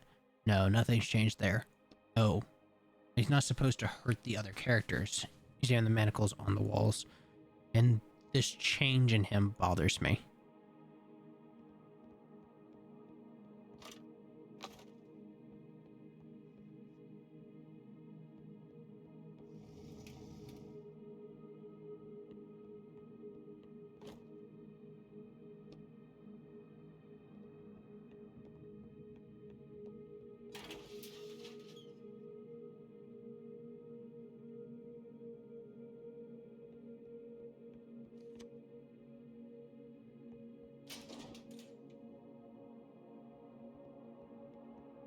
Okay.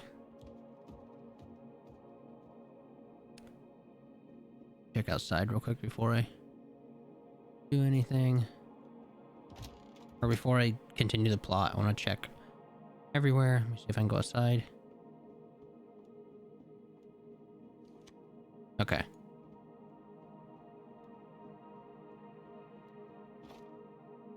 Crowbar.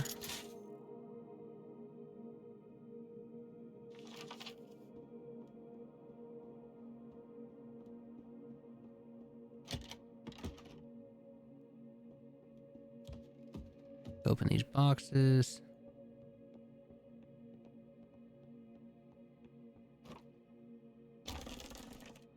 Not standing on ceremony, you probably have the boxes. Okay.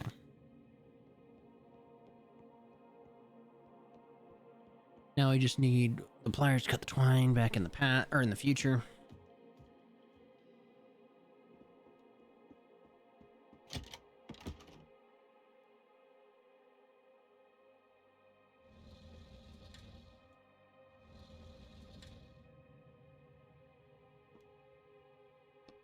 The voice coming from behind those shelves, I hear it.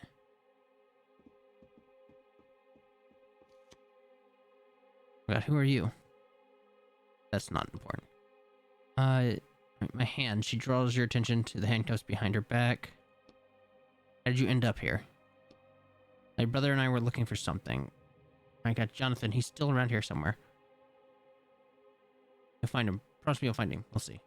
By the way, you haven't seen any gears around here, have you? Big ones for a clock? No, sorry. It's okay. Although when I was searching for the study searching the study upstairs, I found a secret compartment in the desk, but it was empty. I mean searching. Did I say searching? I must have misspoke. There anybody didn't find anything. You find fiddling with the handcuffs, the girl finally free. Check the false bottom in the desk drawer? No. You should I think it's time for me to get out of here. Take care of your brother. Looked around the room for a second with a barely noticeable disappointment disappears behind the door. Your characters, they seem fairly well written. Really bad at lying, though.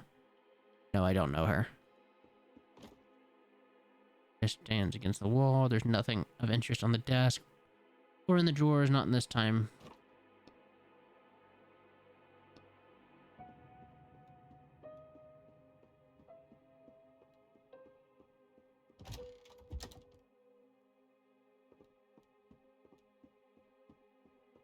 Can I travel back and forth? Like, on a whim? I don't think I searched the storage room. Oh. Can. Okay.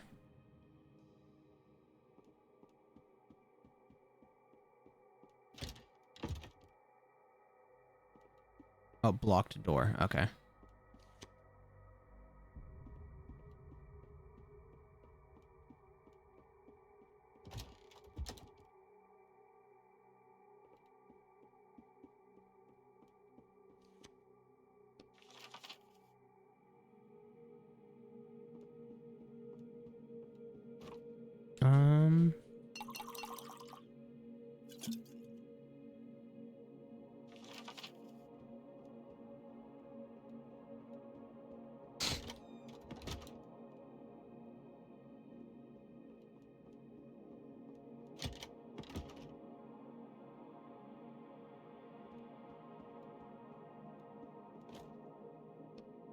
You notice the bottom of the drawer has strange, just slightly on the bottom and discovered an impressively large secret compartment underneath. It would fit a whole gear. It could if someone had put one here, and closed the drawer. Should we check out the desk another time since it had to be here at some point? I hope so. Let's go further in the past.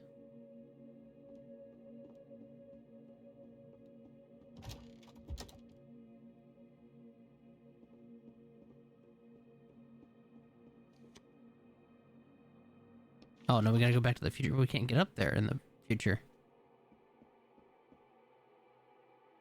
This staircase. That monster has a study. Here's where missing might be there. It's an easy way to prevent the staircase from collapsing in the first place, since we can move between pages the hole and see the outline from the basement room below. Yeah, that's what we'll do. Okay.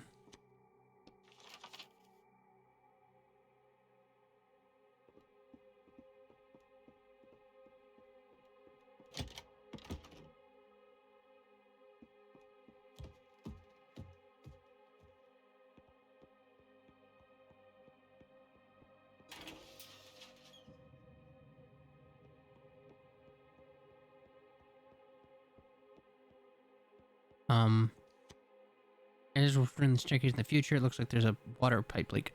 These pipes are indeed leaking badly. The smell of dampness lingers in the air. You examine the small crack in the pipe. You shamefully clench your fist, preparing yourself for the burning pain from your shackles. Gotta use the ink. Just need a little bit. It's not a huge hole. Place a small drop of your ink on the crack of the pipe. The ink slowly takes on the appearance and produce some metal. Come on, faster. You grit your teeth as your pain from your shackle burns you. And that's it. The crack's gone. Phew. You exhale and pull up your sleeves and look at your hands. You alright? Yeah, it's best not to show what you see to Roderick. You push your sleeve, but with blood back into place. check on the staircase in the future. I hope it worked.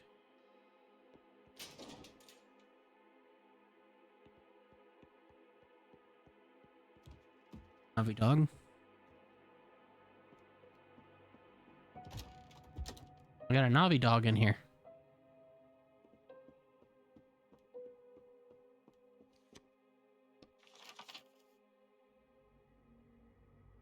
It works. Staircase fixed. Okay, let's go.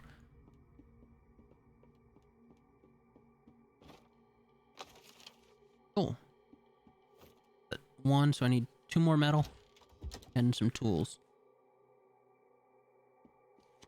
Nope, there's 1 more metal and a crowbar part.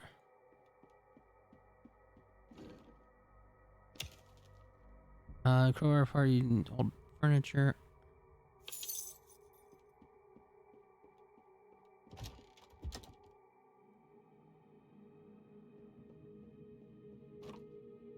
Here's my tools.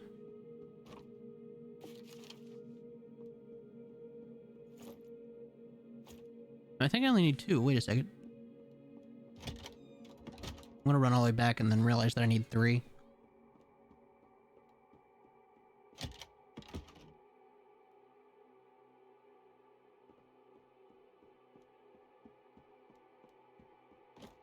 Oh no, I do need 2. Okay, we're good then.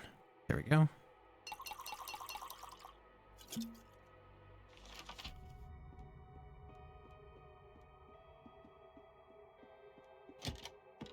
So we're gonna come over here. Handle this, cut the twine. Get through it. I think there's something useful in there. Nope. Not really. At least we got all 3 tools now. Well, 2, so that's 20, 30, that's 50. Should be enough for another bottle, I think. I miscounted somehow. Oh, I guess the 10 coins is just 2. I thought it was 2 per coin. Alright. Back to the desk.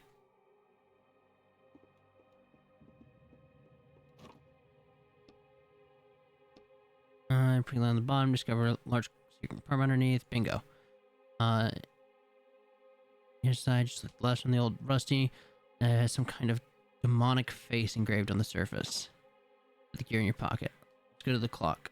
And then we'll look for the rest. Also, we have to save that girl's brother who should be somewhere in the past. Not much to do.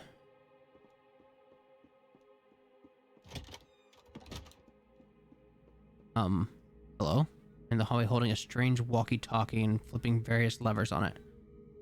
Mariah, come in. Damn it, Mariah. My sound coming from the walkie-talkie is static. The man taps it angrily as though hitting it for help.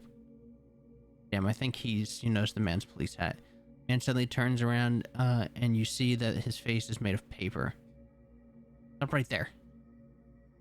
There's you with his eyes. He raises his walkie-talkie to his face. Oh god, it's one of the police for this. For the record, during a routine patrol, Sergeant Kiko Breach encountered an unlicensed bookwalker. To hell with you, he notices that the walkie-talkie still isn't working.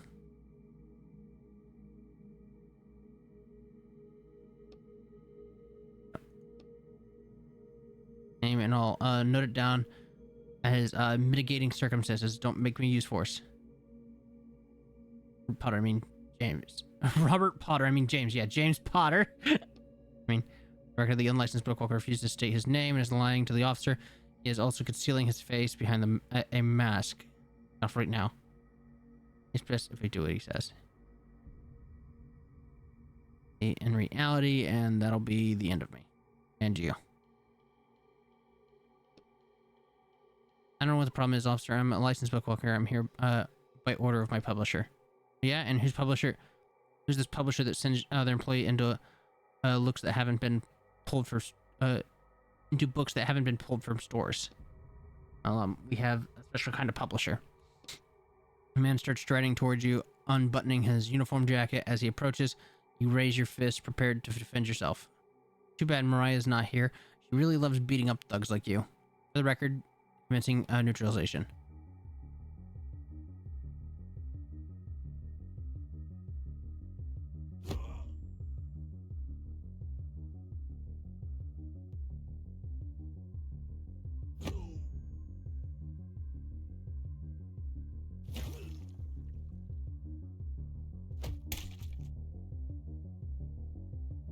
I can take another one of those. I need to drain again.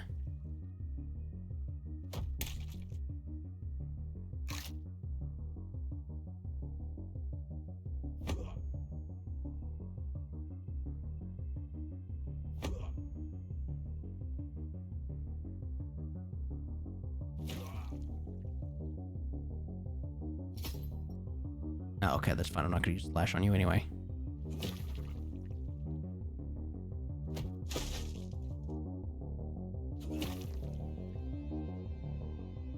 Man looks at you angrily. Damn you, fine. Maria will deal with you later, thief. Man instantly disappears as though he was never there, but the bruises on your body say otherwise. Damn, this is really... I can imagine disobeying the writer's police is one thing, but fighting the police, attacking a police officer plus stealing from a book that is still under license, it's not 30 years, of course, but you could definitely get 5 to 7. So not even close to what you were accused of? What in the world did you do? Hold on, you also said you hadn't finished the book when they arrested you, which means something happened here in this mansion. It has something to do with the mansion's master and someone named Amanda. How do we get down to business before that policeman gets here, insert with backup? He took his character out of the story. He fell in love with her while he was writing and took her out of the story. That's my guess.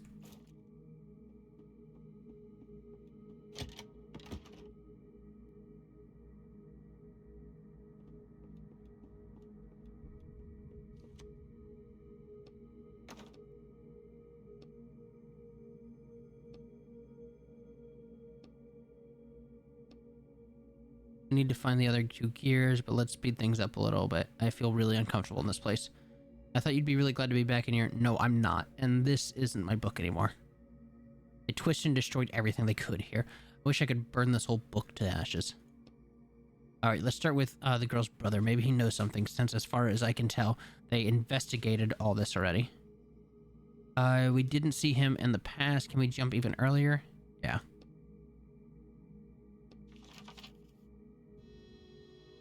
Yes, today's our lucky day. So many jumps, and we're still in one piece. Maybe it's because you're so skillful, hmm? Stop it. Hey, sorry, I'm just trying to lighten things up a little bit. Thanks for trying. Where the fucking stairs?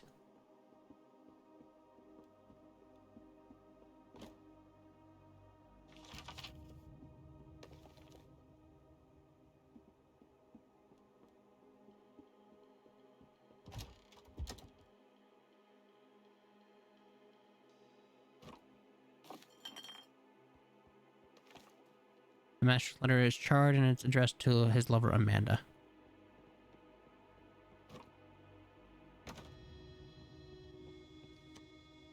There's supposed to be a passageway here. Guess the master's building a secret room. Mansion's master wouldn't tear down the wall himself. He's a well-off aristocrat. His servants would be around here somewhere. It's probably their work. I don't see servants in this time. Looks like the new author took them out of the plot. Do you think they put them in another book? Of course not. No one in their right mind would take a character out of a book. That breaks one of the most serious writer's laws. They probably just got erased. We need to search this place in different times since there might be a secret passage here. All right.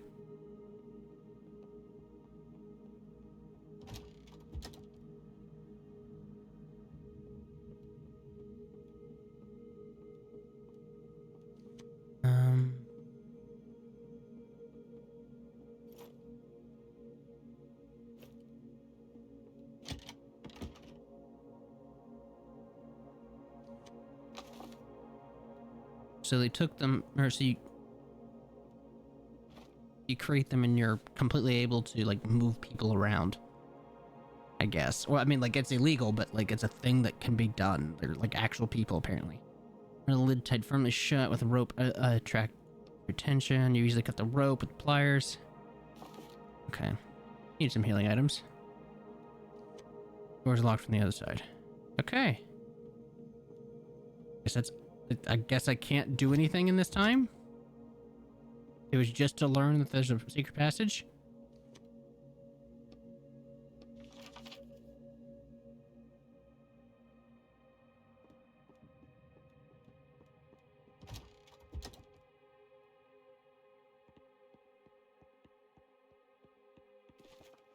painting caught my eye right away. I figured there must be a hiding place behind it.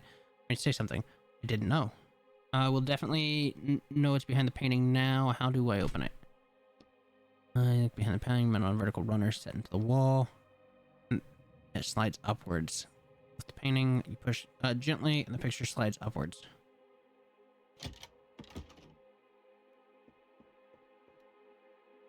A teenage boy is standing in the middle of the room, covering his face with his hands in fright.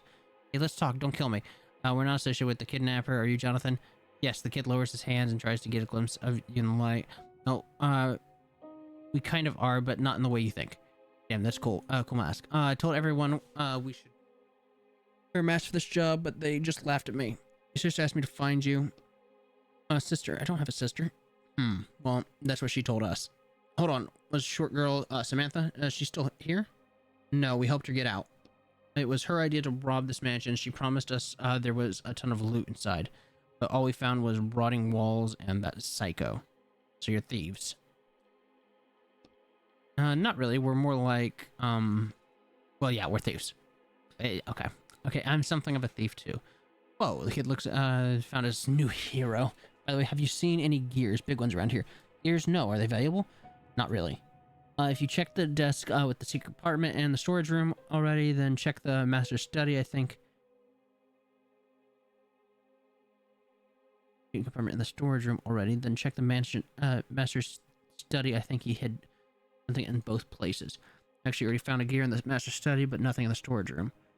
He's got crazy things set up with a double false bottom. Did you get it? Oh my god. Double false bottom. Jesus Christ. That's so dumb.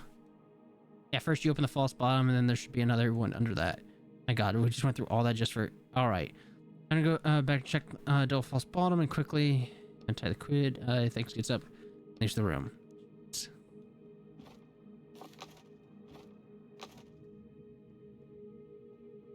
That is such a dumb plot twist.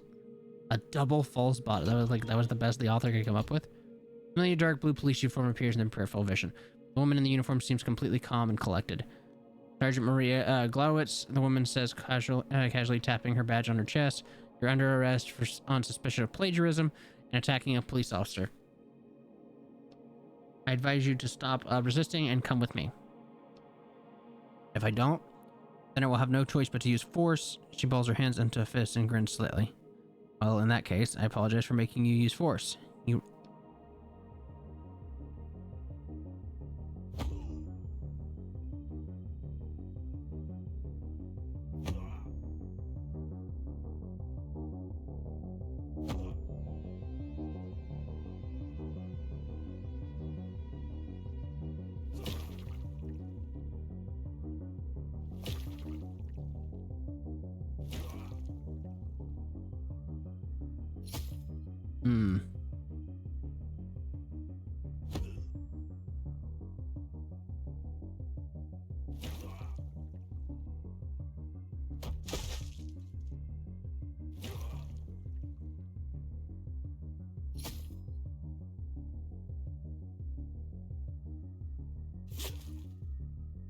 Alright. When he's breathing heavily, she leans to the side, but manages to somehow keep her balance. This isn't over, thief. The whole police force will come looking for you. Regan blank Maria Glowitz disappears from the book. You alright? I've been better. You straighten the crumpled papers on your face.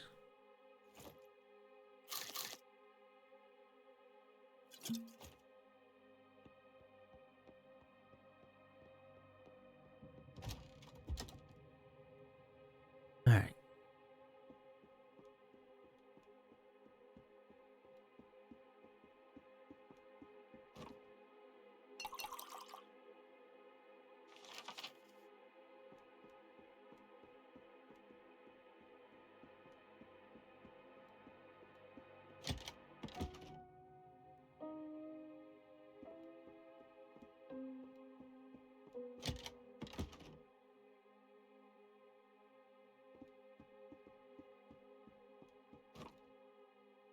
Right distance against the wall. Search the desk. Continue. False bottom. It's empty. We should check. Oh, check the past. Okay. We can't get in here in the past. The door's locked.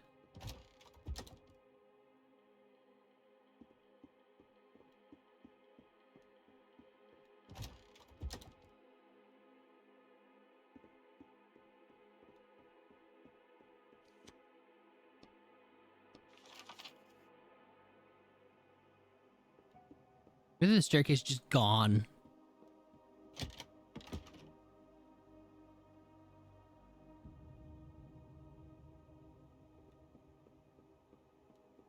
Oh. Alright.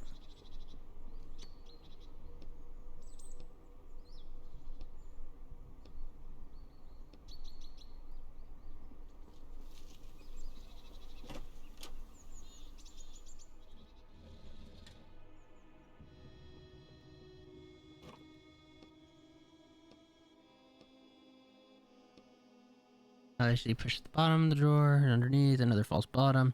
Your thoughts process the good, but it's still empty. You feel around inside the drawer just in case, but you don't find anything. I'm missing something? Do I need to check another time again? Maybe we should search the other rooms. We haven't checked them all yet.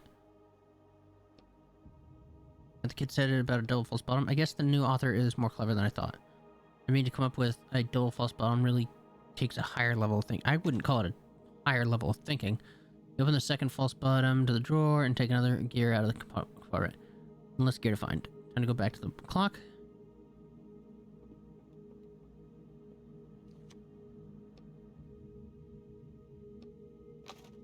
Awesome. Okay.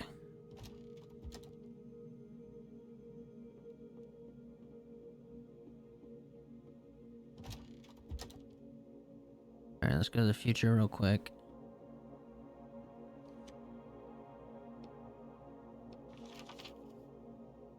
Alright. First things first, I want to check here.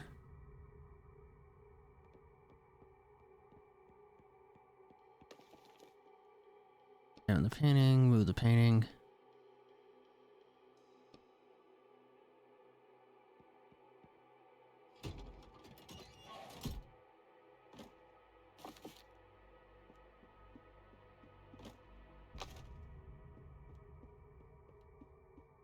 Okay, that's all that. Just seeing if there's anything worth having in there. Alright.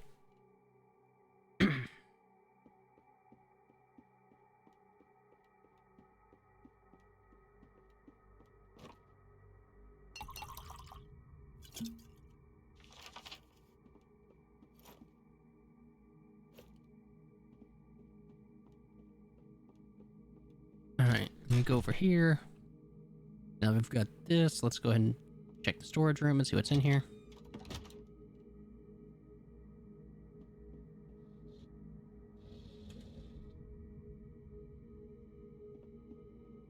Letter. One of the master's letters is an invitation to a meeting with him. Handwriting destined. Alright. Nothing. Just a letter.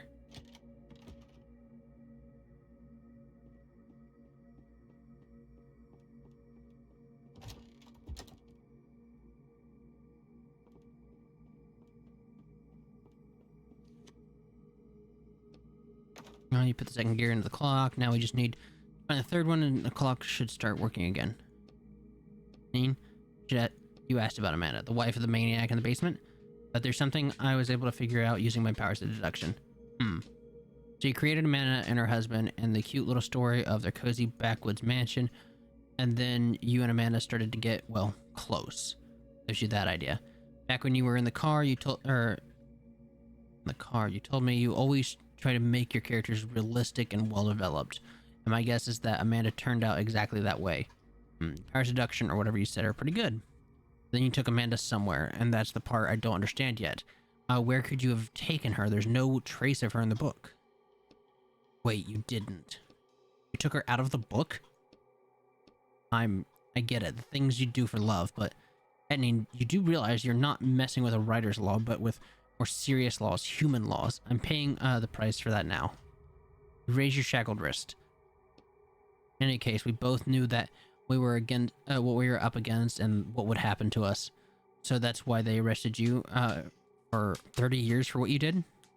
Broke one of the most serious writer's laws, extracting a character who then turned into a real living human.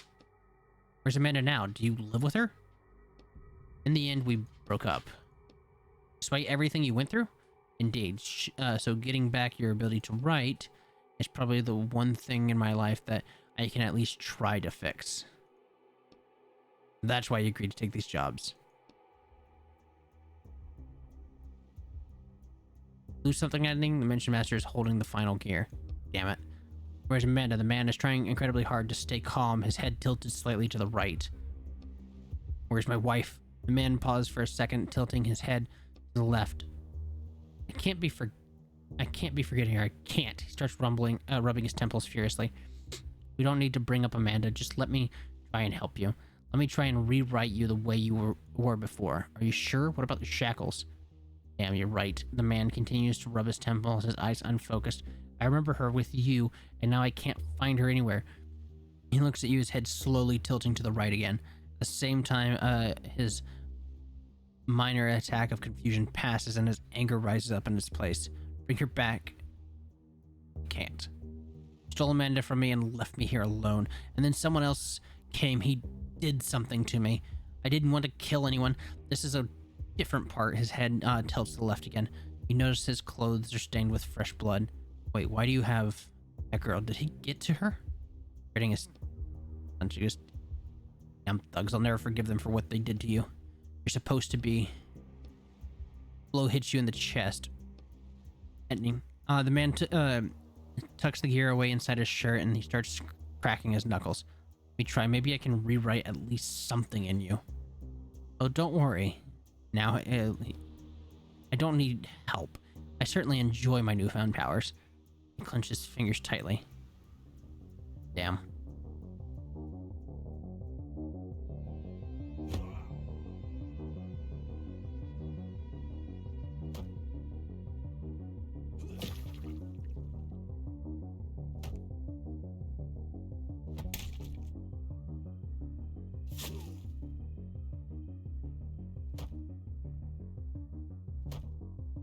So, I think this is the first enemy that's been able to go twice.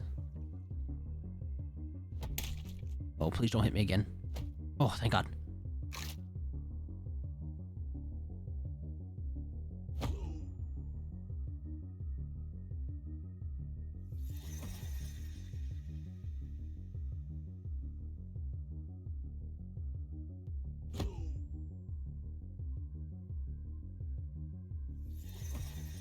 Damn it.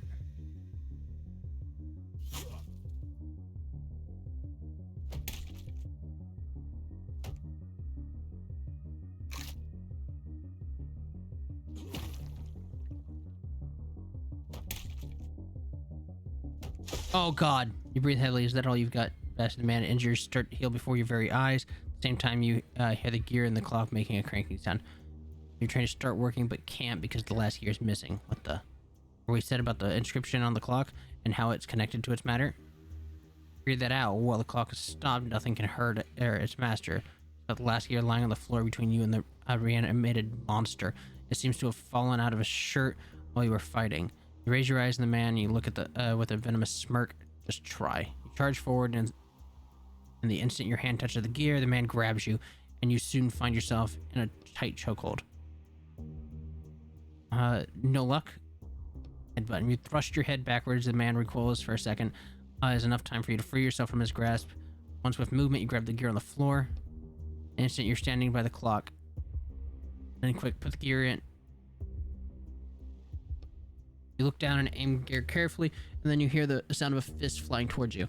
At the very last second, you settle the gear into the clock, and it immediately starts ticking.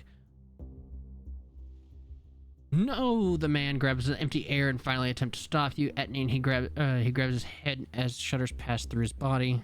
He begins to age rapidly, and the injuries from his previous fights, not only in the one against you, start reappearing all over him. He swings his arms helplessly and then starts dissolving into dust. You watch it all happen silently until there's nothing left of the monster except a pile of ashes. Now what? Nothing. You walk up to the character ashes, digging around until you find a small, crumpled piece of paper. You quickly rip it in two. You just have had enough. You pick up the clock and get ready to jump out of the book. We can talk about all of this at if you want to talk.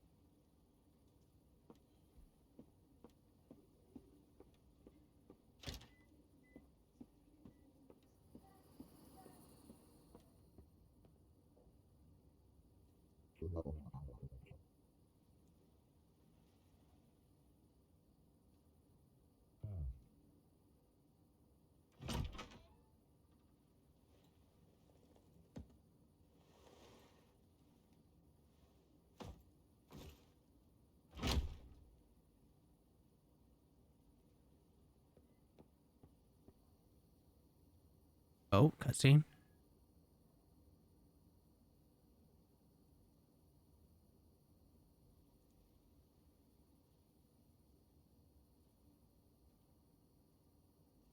Time to raid the house.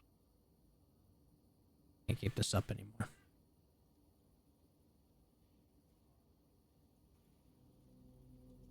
Two minutes later. What the?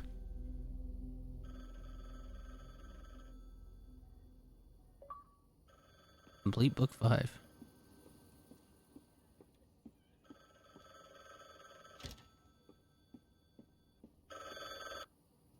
Hello? There's an urgent job. I'm not... No, you're taking it. I think I've had enough. I don't want to do this anymore. Ending, it's your last job.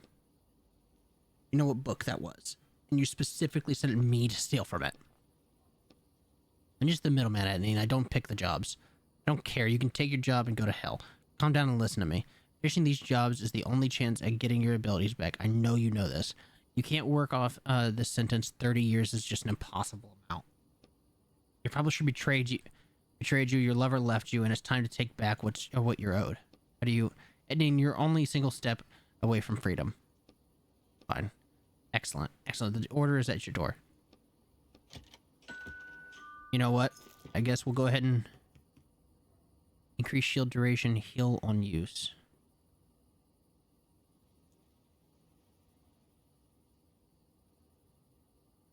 Increase the duration. There we go. We're only one book away from completing it. So I guess we'll go ahead and finish the... We'll go ahead and finish the game.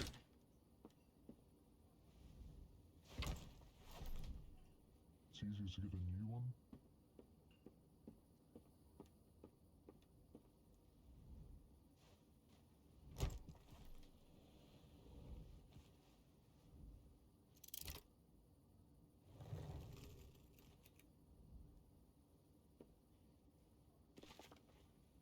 An excerpt from a book review, and so I was expecting a significant emphasis on classism, on the difference between the lives of people in the upper district and the train-dwelling nomads. However, in writing the upper district as sort of a retirement home rather than an upper-class sector, the author avoided these themes, which I found immensely disappointing. Interesting. The contractor agrees to infiltrate the heart of sand by Smith and Murray and extract an item. The weather controller. The client agrees to pay the negotiated sum upon fulfillment of the contract.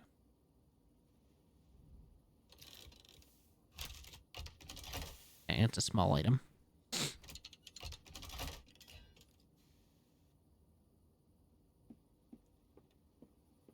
Shouldn't be anything new around here, but I'm gonna look anyway.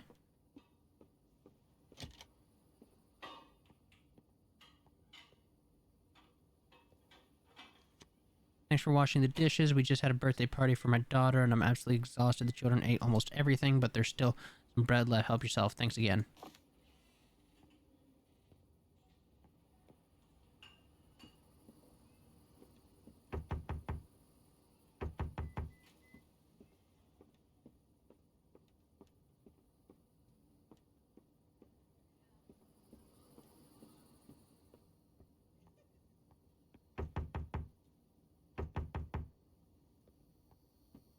All right.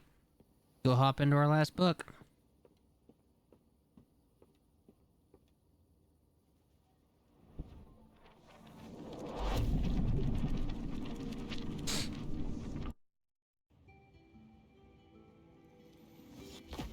You decided to keep working? Seems I don't have a choice. After everything that happened? Did they manage to convince you, or has another month passed since I last saw you? It's been a whole month convincing you? Not quite that long. You literally had to erase your own character. I'll write a new one. Ah yes, I forgot about your feelings toward characters. I don't have any feelings towards characters. Just because Amanda left you doesn't mean that all characters are now bad. She has nothing to do with it. I really thought about giving it all up, but the client is right. I need to finish my last job, even if what we're doing makes me feel sick. If they get rid of my shackles, I can write my own book, putting this all behind me. Just help me finish this one last time. What are we looking for? A weather controller. Device that can control the weather? Seems so. It would certainly come in handy here. You look around. The air feels like at least 100 degrees, if not 120. Okay, let's get to it.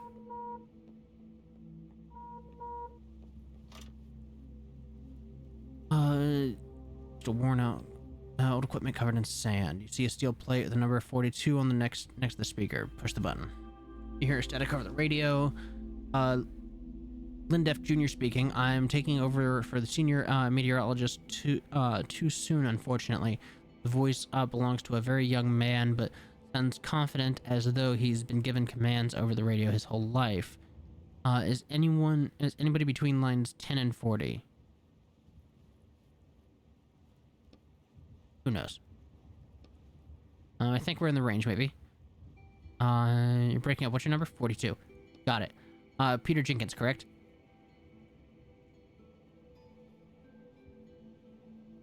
Not exactly. I don't think Peter will be making radio contact anytime soon. Is his body nearby? There's a skeleton in the chair.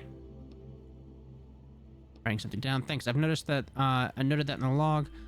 Must have been dry storm last week that got him. What kind of storm did you say? Congratulations, you're the new operator 42. So I'm obliged to inform you that there's a death storm forecast between lines 10 and 40.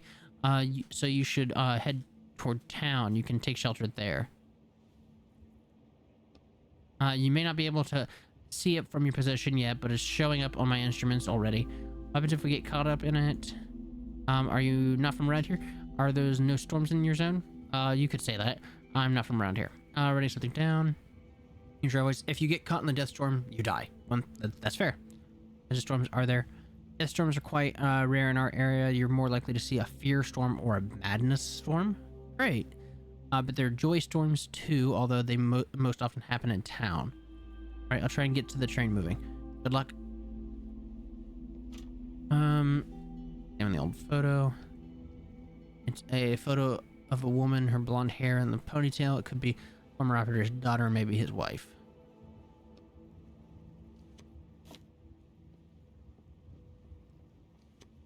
Long list of names scratched into the wall, and each one in a different handwriting. A sharp nail hanging from the chair nearby. Looks like a list of the previous train operators. There's dozens here. Is this kind of cursed train? Probably just in a dangerous place.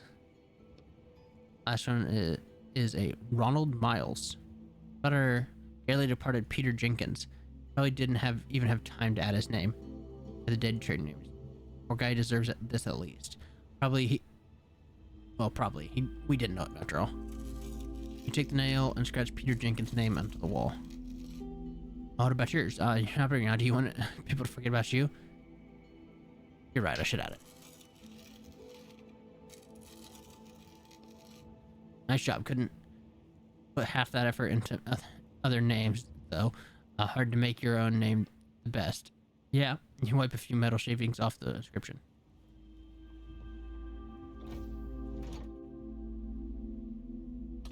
That is such a bad idea. I really should not have done that. Because now there is evidence that I've messed with the book.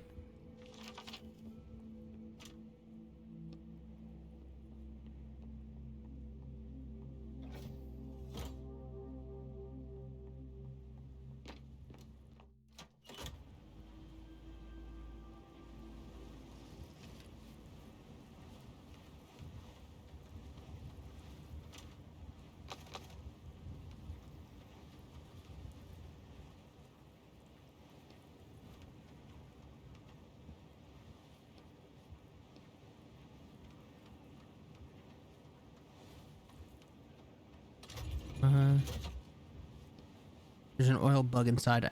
It ate everything. Something skitters around inside the tank. Dude, can we skip the bugs? Is there no way we can get through train? Not hard enough. Suddenly, an oil-eating bug jumps out of the tank. Grab the bug. Bug, 3 sets of legs scramble at your hands. It clearly displeased. You put the bug in the most secure pocket of your jacket. You doubt you'll actually need it, but you enjoy Roderick's reaction. It's like empty. Alright, tank is small and the container fills it almost to the brim. It's definitely enough to get you down. Got a bug now.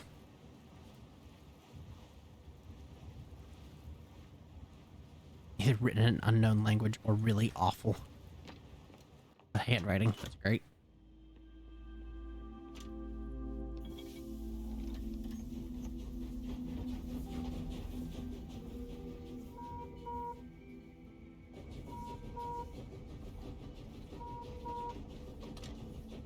Deathstorm is approaching. Hurry, anyone out past 10 miles.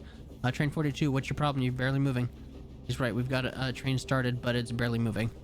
We'll figure it out.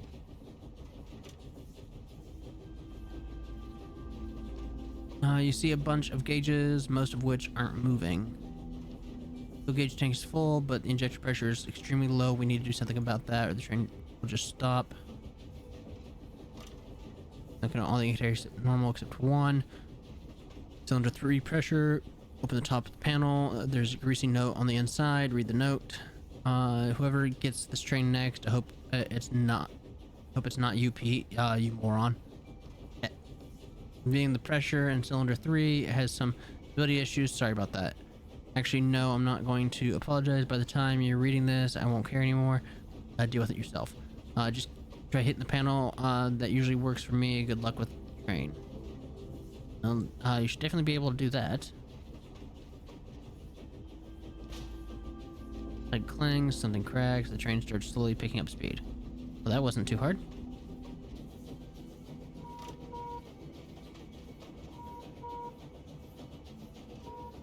Alright, you pick up the radio. Great work, 42. I can see I picked up speed.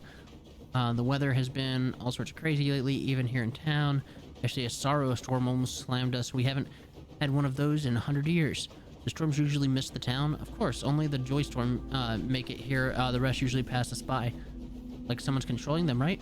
You can almost feel Roderick winking at you. What could affect weather like that? I don't know. This all started after our senior meteorologist died. I'm gonna ask him about the weather controller already. It's obviously in town. Have you ever heard of a weather controller? A what? A device that controls the weather? Is this a joke? I don't think he knows anything. I guess the senior meteorologist had the controller and everything started getting messy after he died. We should ask around about him in town. If only had something like that, my god. We'd certainly be well off. Alright, see you pulling in. Oh, Jesus Christ. Hi, Josie. Alright, I see you pulling in now. Good luck in town. Until next time, jokester.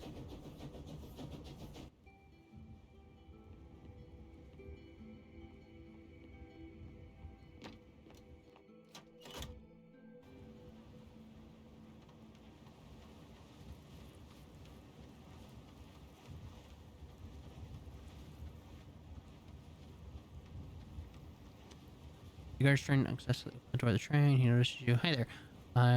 Apparently decides not to ask. This guy here is causing a little traffic jam at the gate. The man got caught in a fear storm on his way here. I'm not getting anywhere with him, but I have to make everyone in town before the storm comes. I'll try to talk to him. Go ahead and try, but be gentle. It's not the poor guy's fault what happened.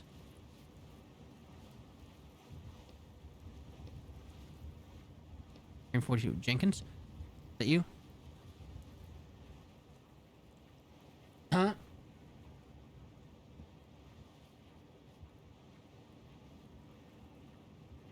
Yeah, it's me, Jenkins. Your voice sounds different. Caught up in a cold storm. There's no such thing as cold storms. You're... Oh, shit. If you... I don't think there's a peaceful way out of this situation.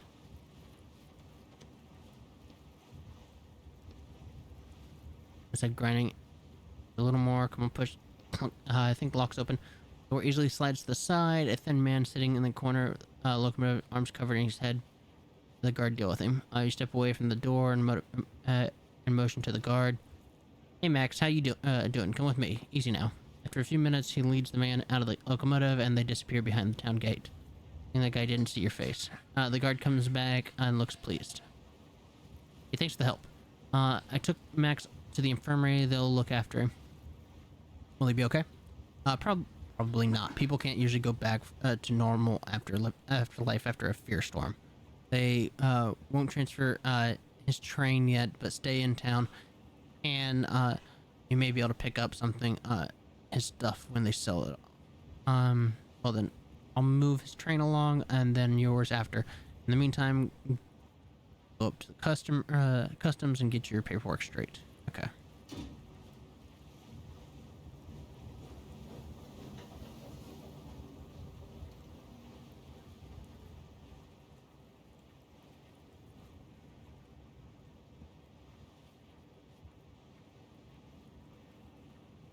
Alrighty.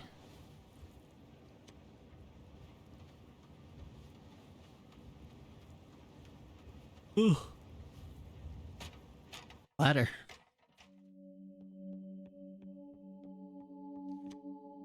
You might have to climb a ladder every time you got back. The inspector's sitting cold in the dark office. He looks up at you. A bored voice says, train number 42. Come inspector digs through some papers. Are you Ronald Miles? No.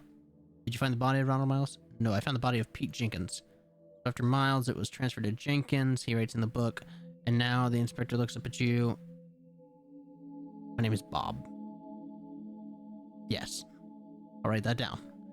I'm wearing a shabby coat with a strange rusty cage hanging around his neck. Not shabby. His face, he looks at you and then looks down again. He's apparently disfigured. You aren't too good looking yourself. Inspector doesn't react. Alright, here's your ticket. He hands you an old yellow ticket, which looks like it's been passed around for years. One standard town visit, 2 hours. You must sell all possessions belonging to the train's former operator before you leave town. Make that your top priority. I thought they were mine now. The inspector looked at the sector silently, trying to understand whether you were joking or you really don't know how things work around here. The train is yours. The possessions are the people's. What happens if I can't sell them all in 2 hours? The items will go to the people. Okay, thanks. Go on through. He opens the turnstile.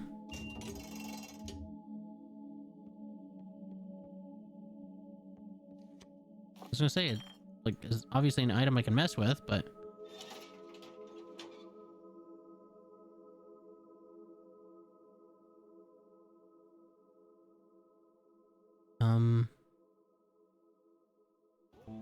Okay.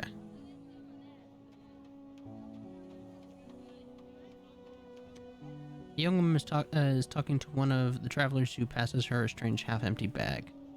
In my time by 1 hour, please. Hands over the bag and quickly turns away. Hold on. The man freezes, tilting his head. Just who do you take me for? There's not even enough here for 15 minutes. She shakes a small pile of red sand out into the palm of her hand. Are you up to your old tricks? Do I need to call a guard? Oh, please, 15 minutes is fine. Let me catch my breath and I'll be on my way. The man slowly retreats. He looks extremely tired. Woman turns to an empty hourglass in one of the niches on the wall and beggars. She pours the sand from the hand into the hourglass, and she picks up her radio, and you hear a crackling sound coming from speakers echoing all over town. Peter's train 124, 15-minute extension. She puts the radio back on her belt and then reaches out a hand to you without looking. Here your ticket. Okay, yellow. She takes out a new hourglass and pours in enough red sand to reach the second mark on the side. When she puts it in, 15 inches on the wall. 2 hours starting now. Good luck in town.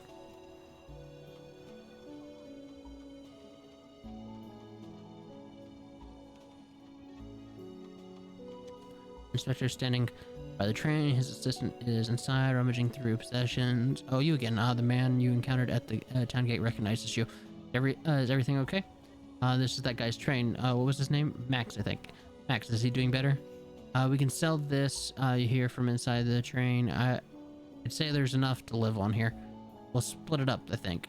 Max is resting right now, and we're keeping an eye on his stuff. You look over his shoulder into the train car. Don't look in there. You know what.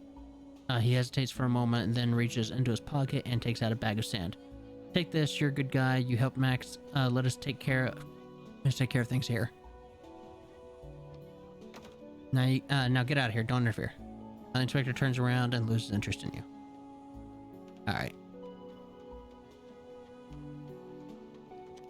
Merchant is desperately trying to get your attention. His smile reminds you of a late stage insanity. Oh, fun. Hey man, hey, can you come over here? You got any sand? Oh well, I can't help you with that, but I'm selling my heart out, but I still don't even have enough sand to fix my train. Look at the melon selling killer's train. There are a lot of things in this world you would call run down. Everything you've seen up until now is sparkling clean compared to this train. My time running out. I have half an hour left in town, all because of those damn guards. They gave me a penalty. Those dogs. What am I supposed to do? My wheel is busted. There's the train's front wheel sitting at a 45-degree angle. He doesn't need to worry with a wheel like that. There's no getting that train out of here in any case.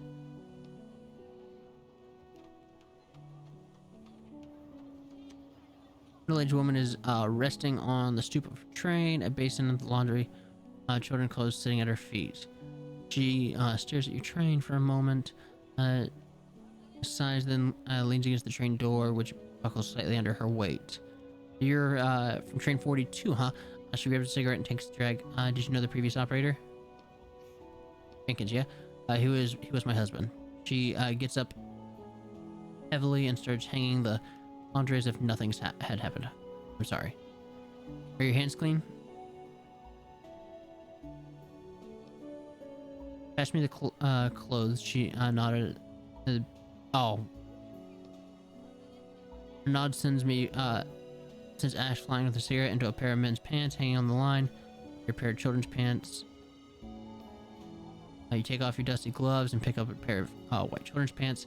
You glance at your hands for a moment. This is the first time in a long time they've looked human. All that's left are the thin scars striping across your palms. It probably won't ever fade. Someone takes takes the pants from you. She takes out the sheet and throws it over the line. What's your business in town? Gustav Cell. She blows her cigarette and smoke upwards to keep it off the sheets.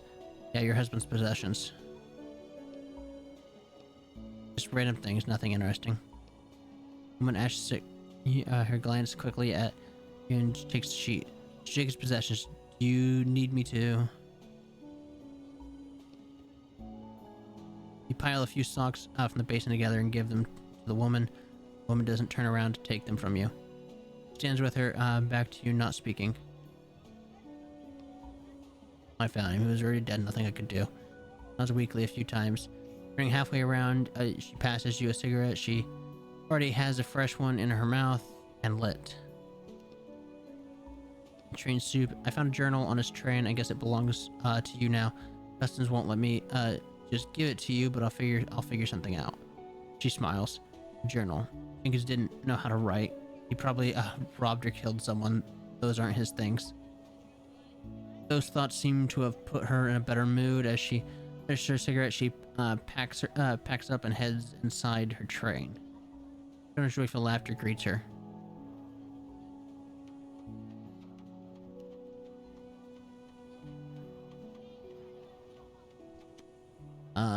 Greenery on the train's roof is quite striking. By local standards, you're looking at a very well-kept train. Looks like the train has been washed recently. The metal and glass are gleaming, and a thin layer of newly settled dust just looks like an elegant decoration. Green stems sway on the roof. You see Kalancho? Tons of other plants that that you don't recognize. I'm sorry, did you need something? I wanted to ask Do you know how I can get into Upper District? I heard the meteorologist lives there.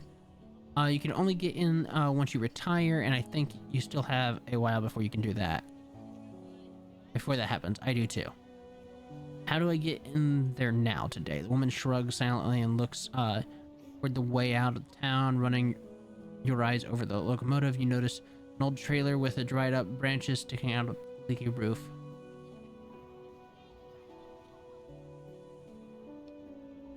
Aren't you afraid your old trailer might fall right off? The woman continues looking toward the way out. Yes, the trailer is quite old. If it falls off, it falls off. Where's the woman's mouth turn up and her head shakes? Ask her what she does. What's in the trailer? What's inside? Things, old things, ancient things, toys. You're carrying them around. Why are you carrying them around? I thought it was better to travel light in the desert. I don't know. I'd rather keep them with me. Fair enough. What do you do? As though the woman doesn't hear your question, she just stares silently, watching. Just when you think she's not about to answer, she starts to speak. I'm making it through life, day by day. I meant the plant. Oh, the plants? I used to enjoy nurturing life. Looks at the old trailer and stiffens for a split second. You see all the muscles on her face tense, but in an instant, the illusion passes. Do you know anything about the meteorologist? He tells us when the storms are coming. Is that it? Do you know anything else? The woman returns her head. Look you straight in the eye. You can't read the expression. I won't keep you any longer. Thanks. You turn to leave, but suddenly feel something crawling across your neck. Wow, an oil eater. It seems the oil bug in your pocket is finally trying to escape. Put your hand on your neck. Stop. Huh? Leave it with me. Okay. He walks over and opens the door to her train and picks something up and then returns to you. Here. She's holding two old dusty bags of sand in her other hand. Bags for the gross little bug. Is she insane? You won't hear me complaining. You carefully remove the bug from your neck and pass it to the woman. She gives you 2 bags of sand. Thanks. The woman nods gently to you and then turns her attention to the bug.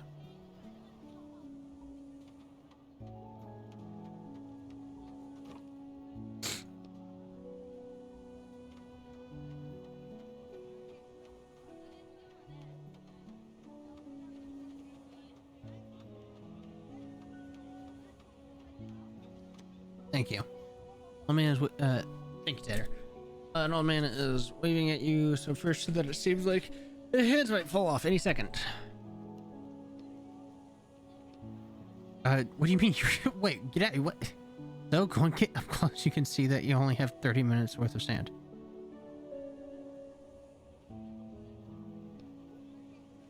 With his fist angrily, he doesn't look particularly dangerous, but he probably knows a few dirty tricks.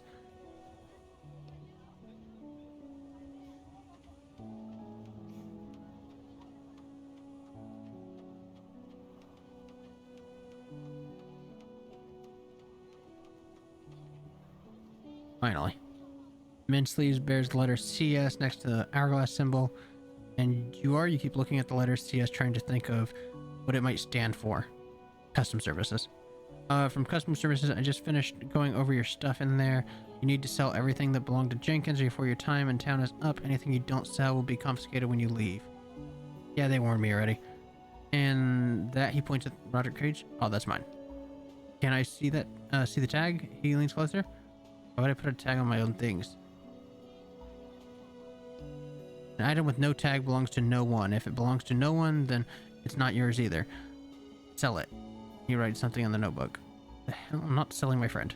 He reaches for a radio on his belt, then looks at you questioningly. Pull it. Let's try and sell this peacefully. He nods and takes his hand off the radio. Customs officer tosses a folded up trading tent at your feet. You do this for? No. Unfolding the tent signals that you're selling goods. People will come and buy from you and make what profit you can. Hand in half the sand at the entrance. He's pointing at the woman checking the tickets. Do what you want with the rest. Good luck.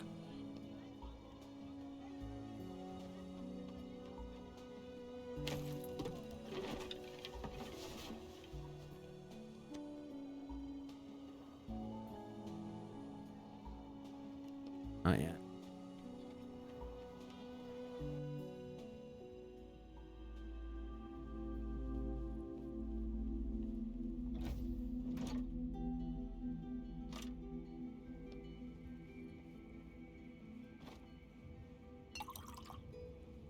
All right.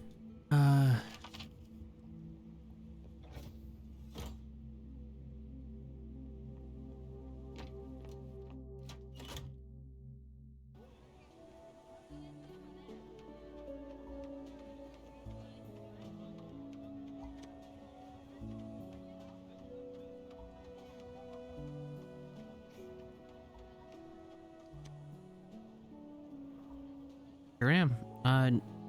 Need work tomorrow. I wanted to dig up a building on Malta Street, but can't do it myself. Of course, what's your plan? I start digging from the top. Got from the 20th to the 7th floor, but the lower floors are hard work. The sand packed tight. It's a pickaxe job. I want to round up a few people, then move out at sunrise. Is there anything special out there? The man peers closely at you. It seems he's not sure you can trust him. There's a gun store on the first floor of the building. The work is all that should concern you. I'll pay you, and what's in the building is none of your business. You in or no? I'll think about it. Think then. He throws a cigarette on the ground and turns away from you. Can I start right in town when he gets his hands on weapons? No, he gets caught in the firestorm out of the road tomorrow. I should get going. Hey, zombie, how you doing?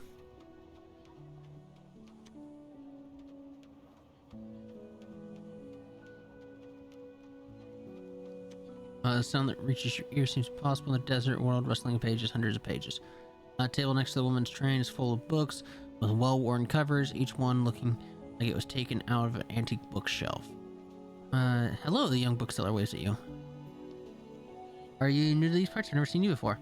Her attention slightly unfocused, gaze slides over you. Your favorite face doesn't seem to bother her.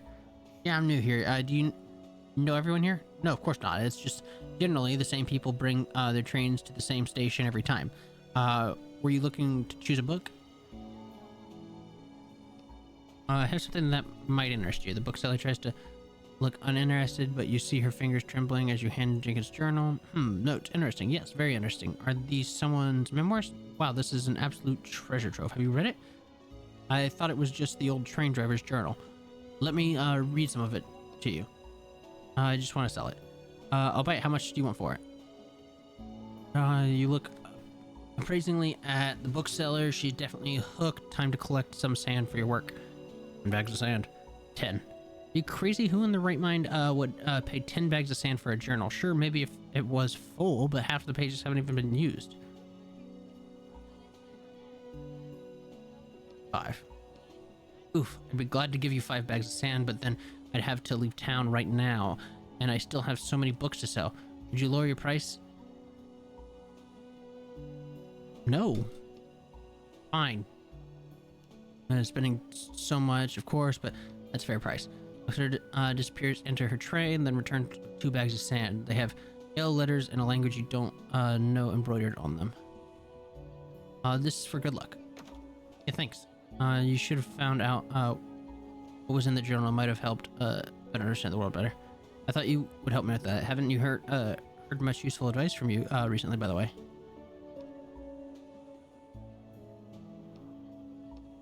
You have any idea what since this is our last job? A few ideas. I'd really like to sit down and start writing. I'm not a big fan of getting lost in thought. Thinking. To tell you the truth, our conversation inspired me. I didn't know characters could be as well written as you. If your current form you clasped in a cage in your hand, I would never have thought that you were a character someone wrote and not a person. Well, thank you, I imagine. But don't worry, the first thing I'm going to do is find your book so you can go home. I haven't forgotten my promise. I appreciate that.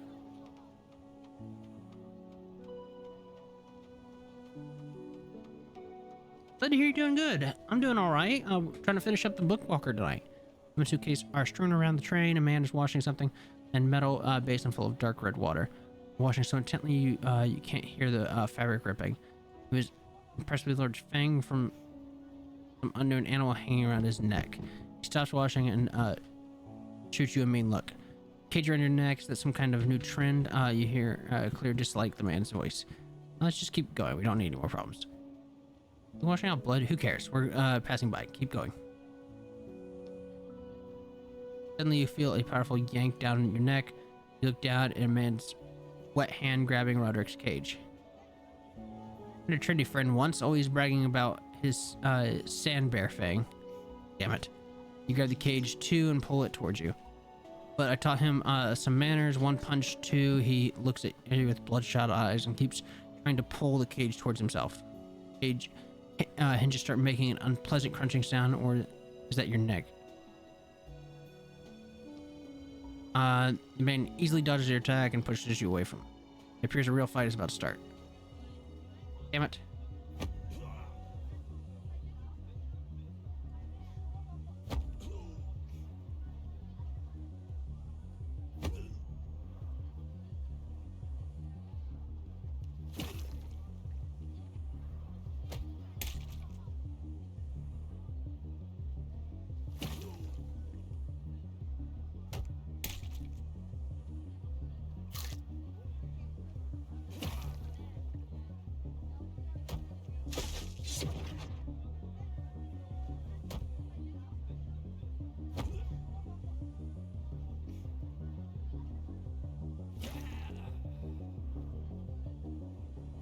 Is into the basin, which turns out fresh plant contents of the ground.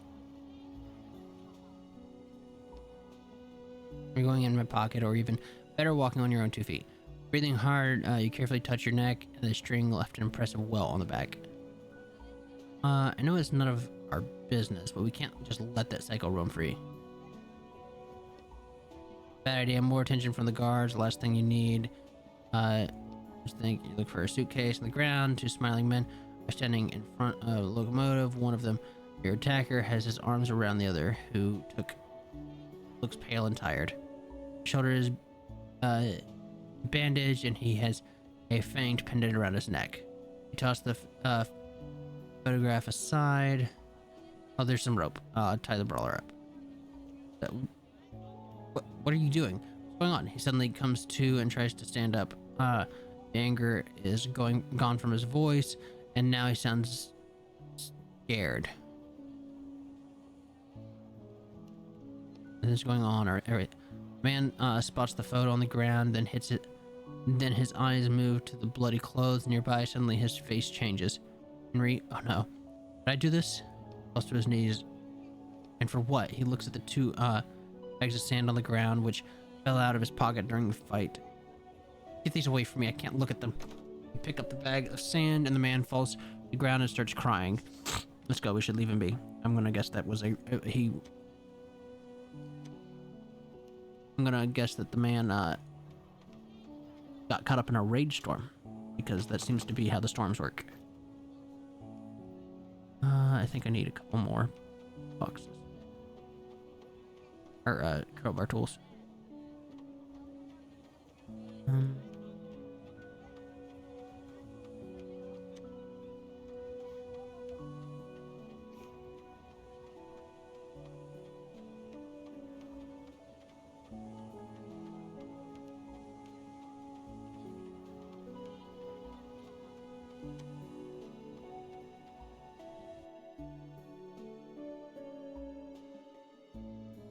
Got a present for me, oh god. That's terrifying.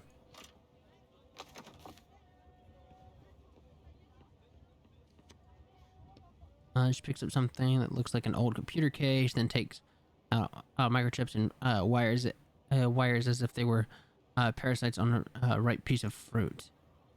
She tosses cleaned out computer into a pile to your left. You want something? Then she picks up a new one, not paying any particular attention to you. That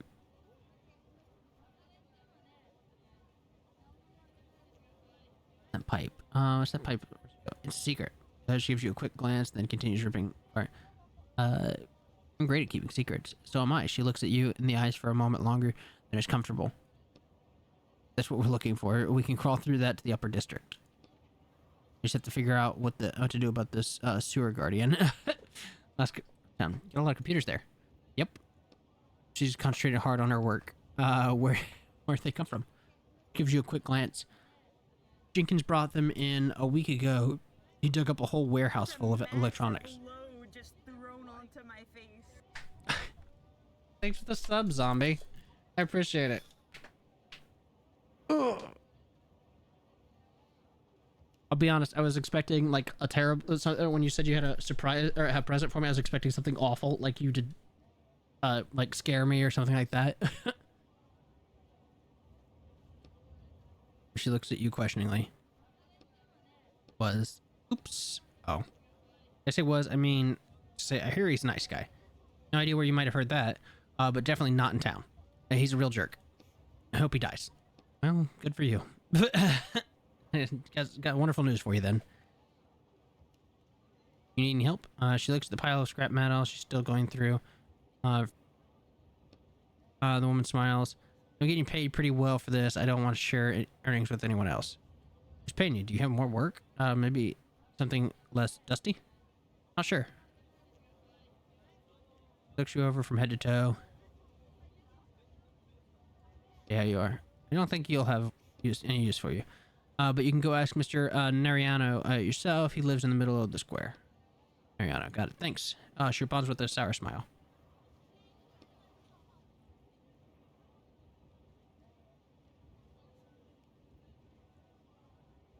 Okay. About time. And a spare 4 pound finally. Well, you know, hey, that's. I appreciate it.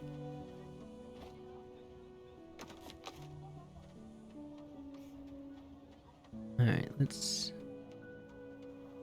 Do I have enough stuff to craft now?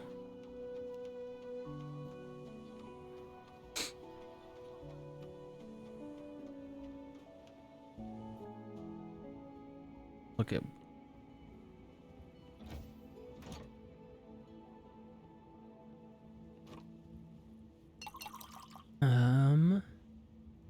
Crowbar and pliers.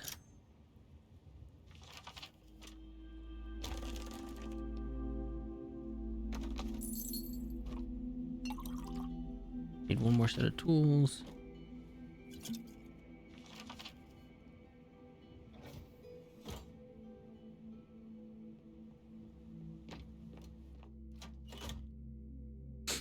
Okay.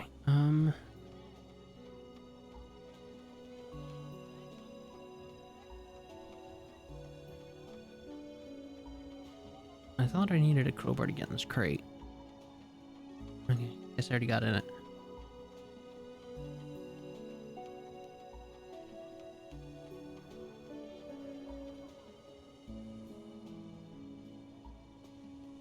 Hey, safe. I'm gonna need a lockpick because that's the one thing I don't have. Of course it is. Fucking damn it.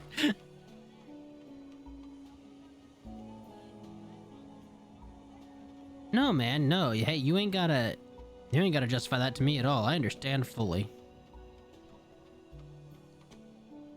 Nariano. Yep.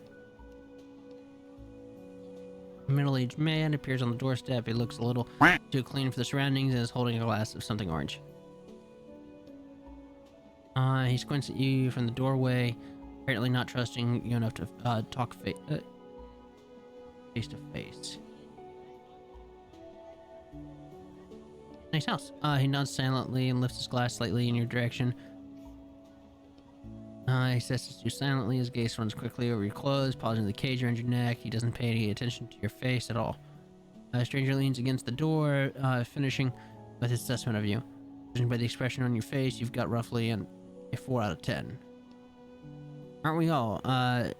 Gesturing at the square around you. I don't plan on living there, just have to take care of one thing, that's all. One thing that could, there possibly be for you to do up there. Just from his glass. I need to get something. He waits for you to continue. Something important to me. How important? He gestures for you to continue. Oof, I'm out of business. I'd say about, you look in your pockets. 1 bag of sand important. His face twists. 5 bags? He gestures again for you to continue. 7 bags? The man, Starts nodding, but his hands don't stop moving. 9.5 bags. And now you're speaking my language. I love it when a person wants something that badly. In a flash, the man transforms from a reserved aristocrat into a jolly businessman. Not a bad start to the day, helping those in need, you might say. He steps forward and shakes your hand.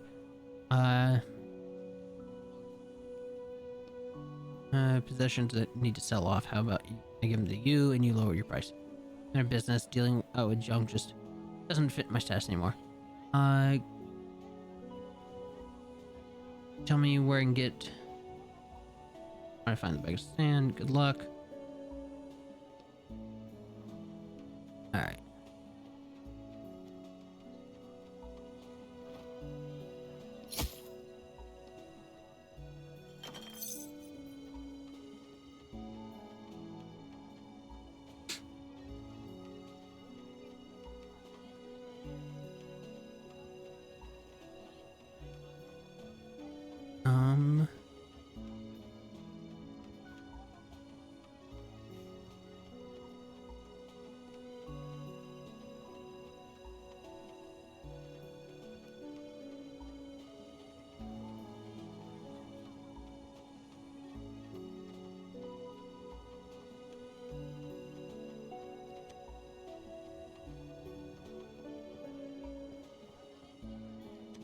Two guards are playing at the gate, playing a strange game. The guard on the left pretends not to notice you. The guard on the right isn't good at feigning indifference. You see him casting a quick glance at you. The men look at you, not speaking. Did you get blown in here by some idiot? Compound. The guard on the right grunts. Don't bother us. Okay. I still need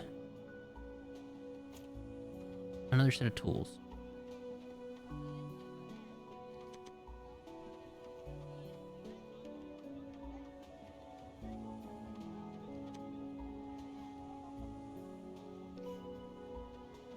Alright.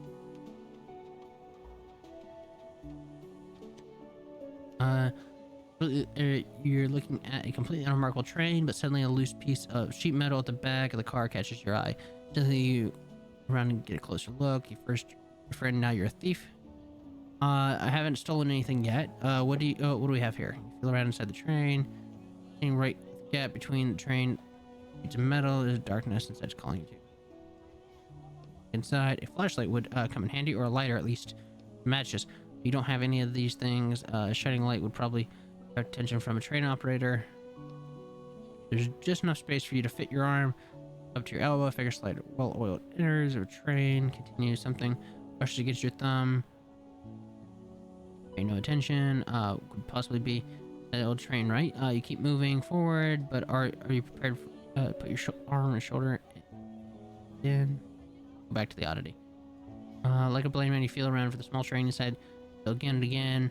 You finally manage to grab something elongated and hard. It feels like a part of a pipe towards you, and suddenly, impulse, you pull the metal object towards you, and a gift from the belly, carrying a secret covered in engine oil. After a while, it gets harder to put, not stopping you. It was loose. You can't believe there's a bag of sand in your hands. Eat the sand. Let such a good fortune pass you by. A whole bag of sand, heavy and solid. That should be yours. Okay. Pockets.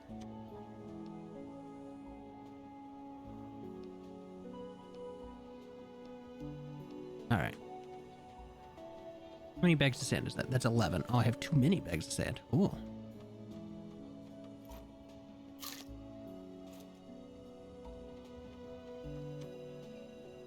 The first badge. Oh, I didn't even think about that. Wow, I still have people that can get the first badge. I thought by now that'd be done. I don't know how many more of those I can, or that it'll give out.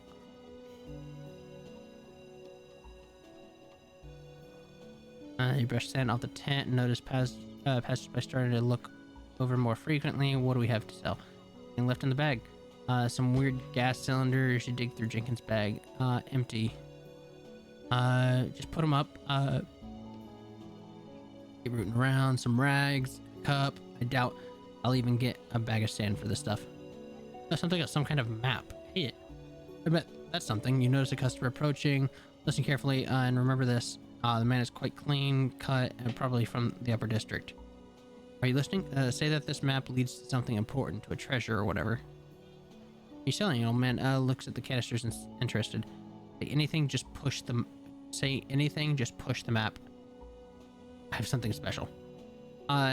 Some might even call it a real treasure. The old man doesn't react. He probably hears that same story every day. Hope you don't mean the helium cylinders. He points at the cylinders on your counter. They're empty, by the way. How much will you give me for show him part of the map? What more can I say? 10 bags of sand and the map is yours. You can't just pour out bags of map for who knows where. It leads to treasure. Which treasure exactly? Tap on Roderick's chase. I'm thinking.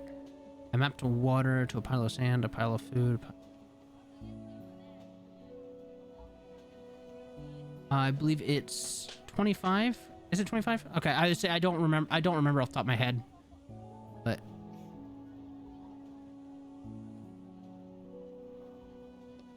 a man takes a flask of water from his belt and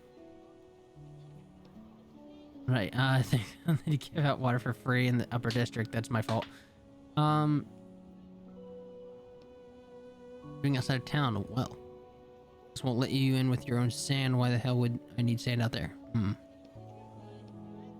know about the shelter too. He ever so slightly looks around. There's a lot I know. You try to sound convincing. 10 bags, you say? I'll give you 5, but if the shelter isn't there, I'll come back and give you 5. 5 more. 5. Right to... There's a small club on his belt. It's a deal. Great, we have your sand already. Awesome.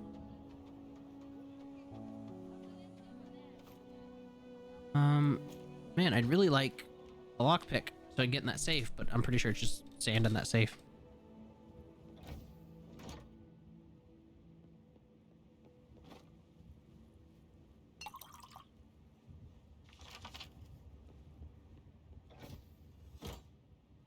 Alright, let's go turn in our 10 things of sand.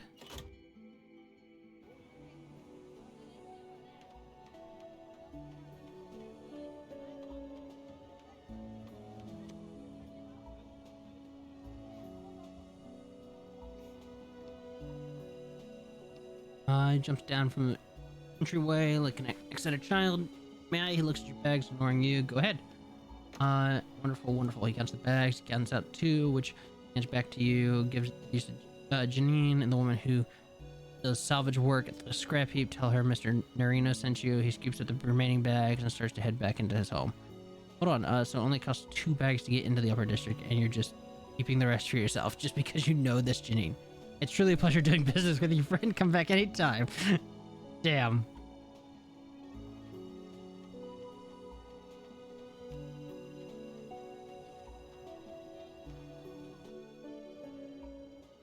We got had.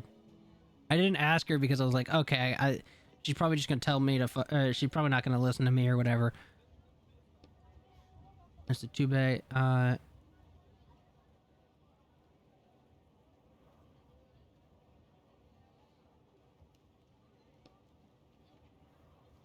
Didn't you say anything? Much better at those conversations. But I had to pay 8 bags of sand for that. Sand comes, sand goes. That's why we always say. So how's Mr. Honor doing? Hasn't lost his touch. Hold on. Once we leave, we won't be coming back here. Are you sure you're ready to go? Not yet. I don't think there's anything else I can do. Like, the only thing left to search, I think, is the, I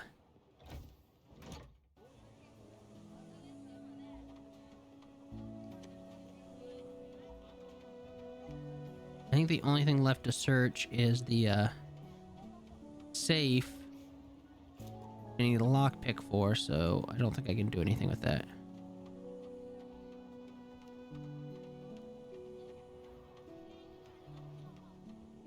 Yeah. Alright. That's everything then.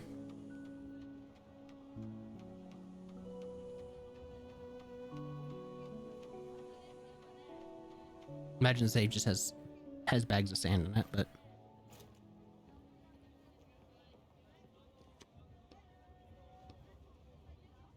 Alright, let's go. 10:42, your time is up. Prepare to leave town. I repeat. It looks like you're too late. Is that a joke? I already paid you.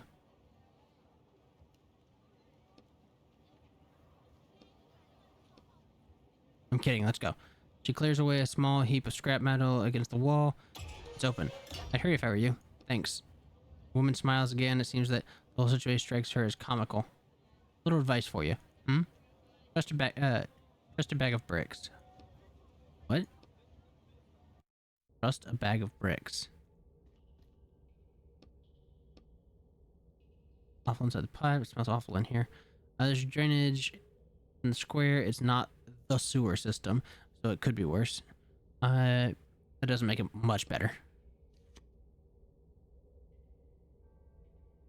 Part. I don't even know where to start. Probably part the boards. Stuck in face. Kick it. Thud. Board springs back into place, and you aren't able to move it. Okay. Alright then. You poke around the support with your foot. One of the trash bags seems to be full of rocks or bricks. Trust the bag of bricks. You put your weight on the bag.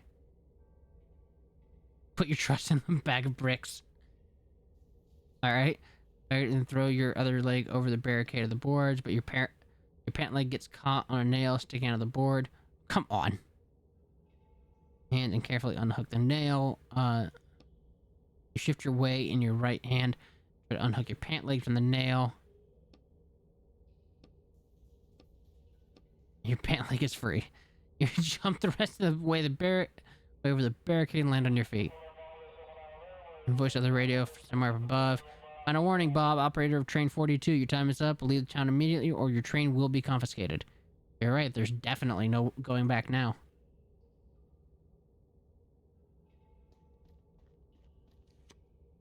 Your path is blocked by another pile of wreckage. This is another ton of broken glass scattered around it.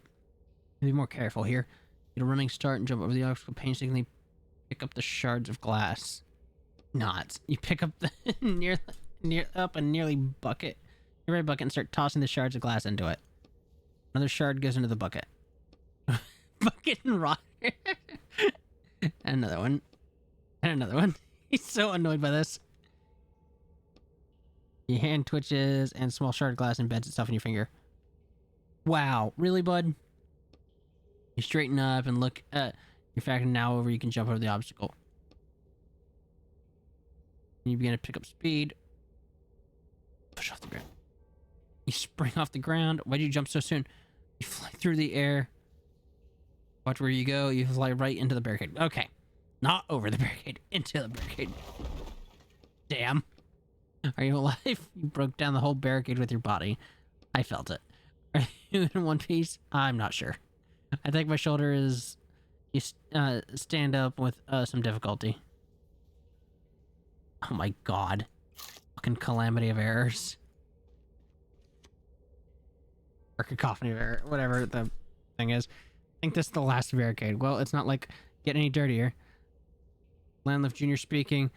Joy Storm is approaching. It will hit us in 5 minutes. A Joy Storm. You could certainly use one of those. After this junkyard, even an ordinary storm would make me happy.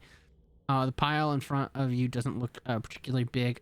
I don't even care anymore. Charge into the pile carefully. It's a bunch of junk. Like, you could probably just step over it. Step over the pile. You carefully lift one leg over the pile and quickly find yourself on the other side. That was easy.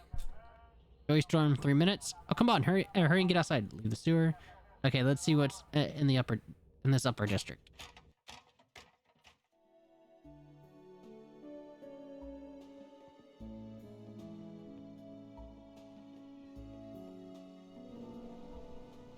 Joy Storm has arrived. I repeat, the Joy Storm.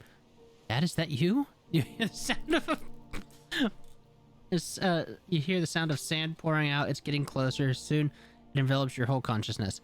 You're suddenly overtaken by such a strong emotion that you involuntarily lean forward. It's like you're drowning in a calm, relaxing sea. Peace and quiet. You turn your head to the left and see your sister standing behind you. You're happy. She's not in danger anymore. You turn to the right and see your brothers. They're sitting next to you, all 10 brothers, and you. They're wearing strangely colored armor. You look down and see that you have the same armor on. You touch the armor a piece flakes off, burning your hand. The image starts to fade. Vision passes, and it's place you filled with an unbelievable nostalgic sense of longing. Ah.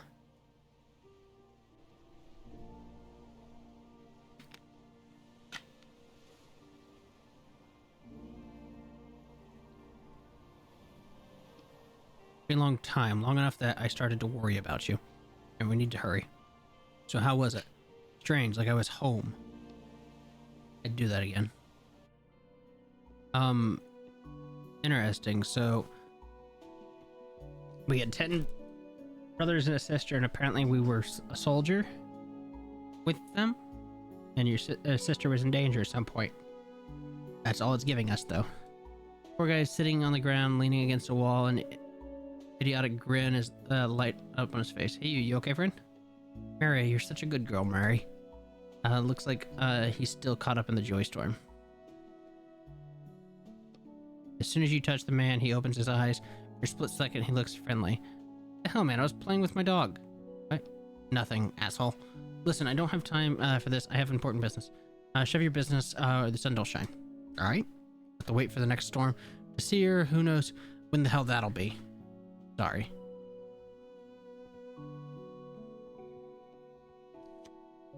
Locked. Locked. And let me guess, locked? Yep.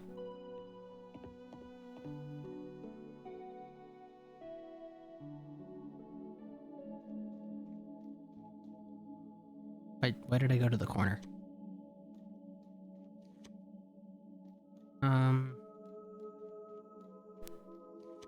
Man hasn't come out of the storm clutches yet.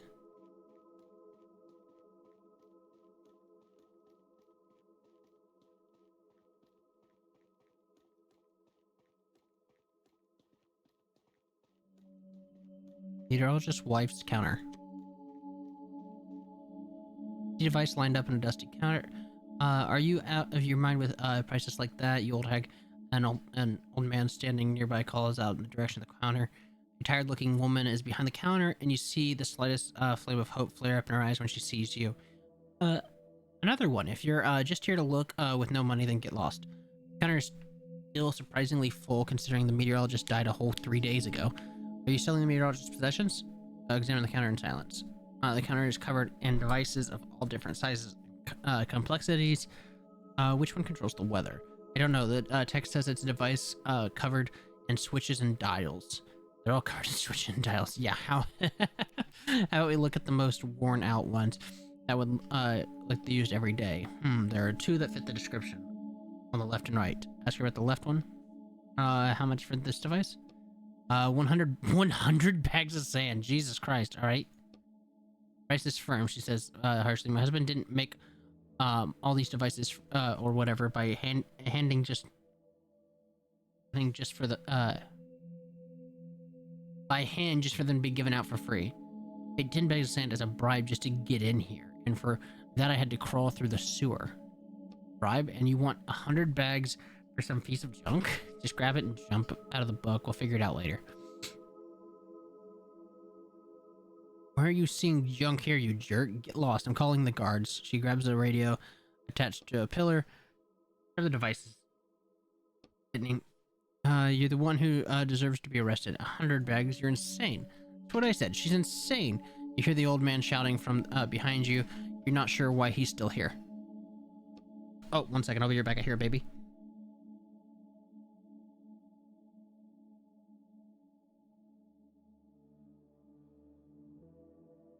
Sorry about that.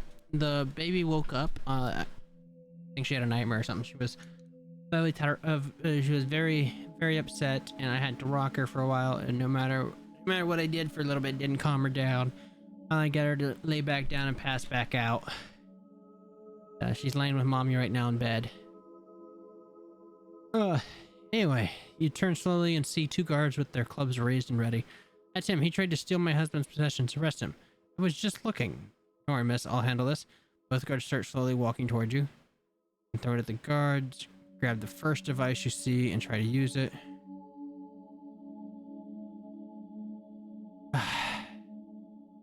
None of these are good options.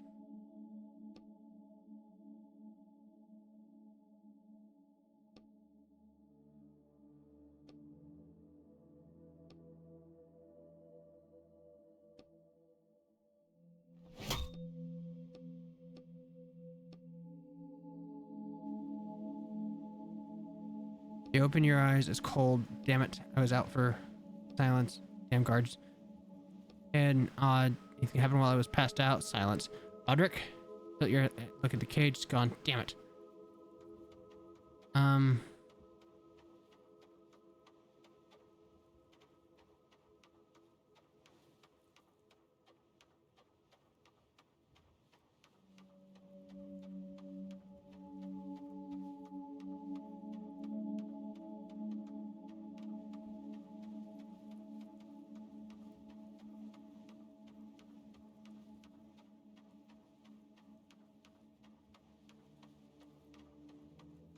That's a Bookwalker.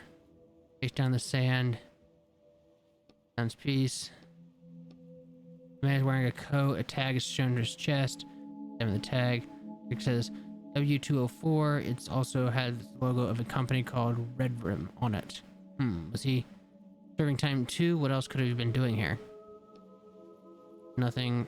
Right one in the left pocket. You find some cash, some old faded checks, and one of them is one for a phone service.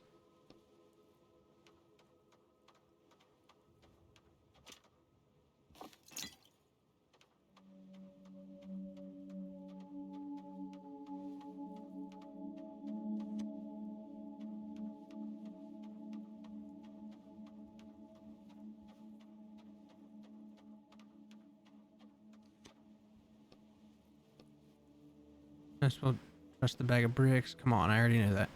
Notice the wall isn't completely attached to the wall. Maybe I can move it.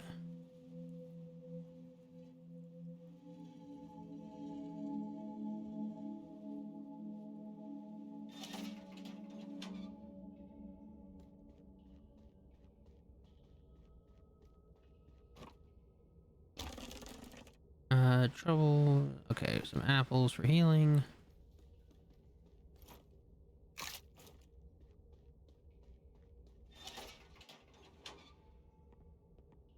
That is a locker. That is not what I would call a crate, but there's a lot of health items you're giving me, game.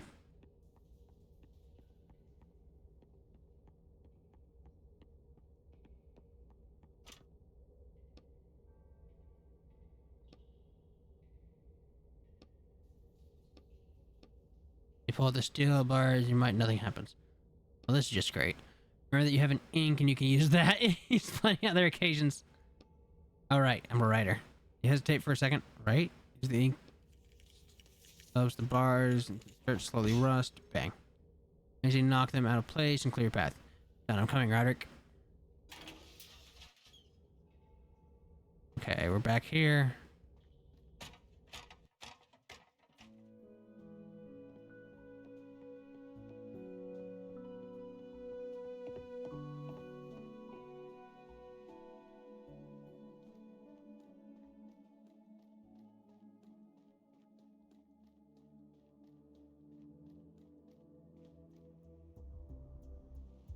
Peek out of the tent.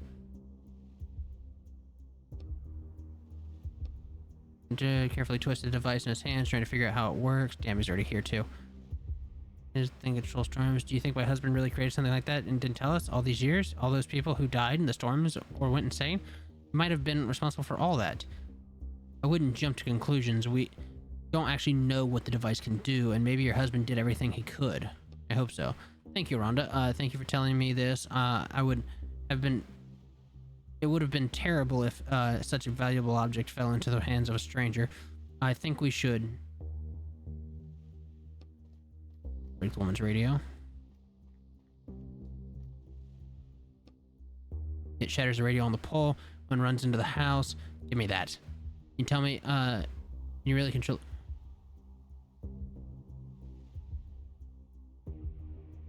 Of course not. Why have you been hunting for it? You found Sanford crawled through sewer. It looked at you more than once, it looks like. This thing could decide the fate of our town, so I can't give it to you. I don't care.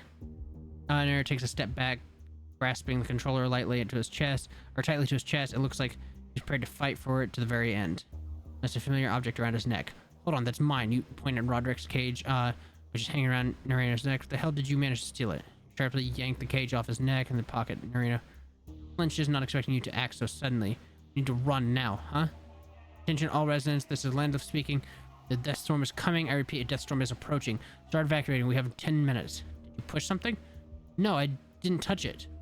I need you to stop the storm. Give it to me now. Not a chance. Narino takes a step forward. Tell me how it works and I'll stop the storm. I don't actually know, but I can try and figure it out. I'm looking for the instructions. What use are you? You just going to let people's lives depend to your attempt to try and figure it out? At least look at the display. I can see what it means. Death storm 7 minutes. Hurry! Anyone with an empty train, take on Upper District residents. Train 12 is causing a jam up at the exit. The wheel fell off. Get the car off the tracks. It's blocking the way. I'm going to go see Lindef. He and I will figure this out ourselves. Get out of the way. Grab him. He'll walk slowly past you. You try to grab him, but out of the corner of your eye, you see an object flying right at you. The steel tip of a cane. Bang. You fall right before you hit the ground. You see Nero climbing to the stairs in the meteorology tower. You open your eyes and get up with difficulty. Finally, get up the tower quickly and grab the controller. I don't know anything about controller. My father didn't tell me anything. I need to check the storm meter warning. Death storm in 2 minutes. I don't know either. Just push something, Mr. Narino. Let's go. One final push. It's been such a long day. Okay. Narino is arguing with a young man, the controller in the hands, a wild wind blowing through the air. The storm is almost here. Oh god, the train fucking moving for some reason scared me. It made me jump. Almost here. We're out of time. Before Narino can react, you punch him in the jaw. Have you interfering? The young man watches in silence, slowly pressing himself against the wall. Take the controller out of him. You had your chance to stop the storm. Now it's my turn. The young man pressed himself against the panel of instructions. Red lights are flashing all over it. 30 seconds, he says, taking a quick glance out the window and squeezing his eyes shut. Examine the weather controller. Dozens of buttons and switches, and not a single one of them is labeled. What an egotistical asshole. The look the young man shoots you is filled with 10% understanding and 9% fear of dying in the death storm. There are 3 big switches above the display, starting with those, and I'll check I'll check the text, but there's not much about it here either. The switch makes no move sounds. It seems completely broken. 2 lights on the panel below become 1. There are 2 buttons next to the lights. Alarm set for 4 a.m. God damn it. Young man gives you a gloomy look. His shred of hope that you might have saved seems to have just evaporated. The whole panel goes dark and the device looks like it did when you started. Second switch. Second button. Okay. Third switch. Starts vibrating. Whatever that means. Switch clicks loudly. It moves. Then multiple inner buttons light up on the display. Let's see. You spin the device around. I decide what button to push now. The wind coming up through the window picks and stirs some metallic taste in your mouth, feeling you smell burnt metal. Okay, here goes. Close your eyes and push a button. Pray and push a random button. Scream and push a random button. Oh, fun. Let's just hope for the best. Storm is still moving. Pray and push a random button. Slowed down, but it's getting closer. It's moving away. It's moving. Woo. You put the controller down with the shaking hands, and you hear cheers from people outside getting louder and louder. That was close. Way too much going on for my first day. He holds his head in his hands.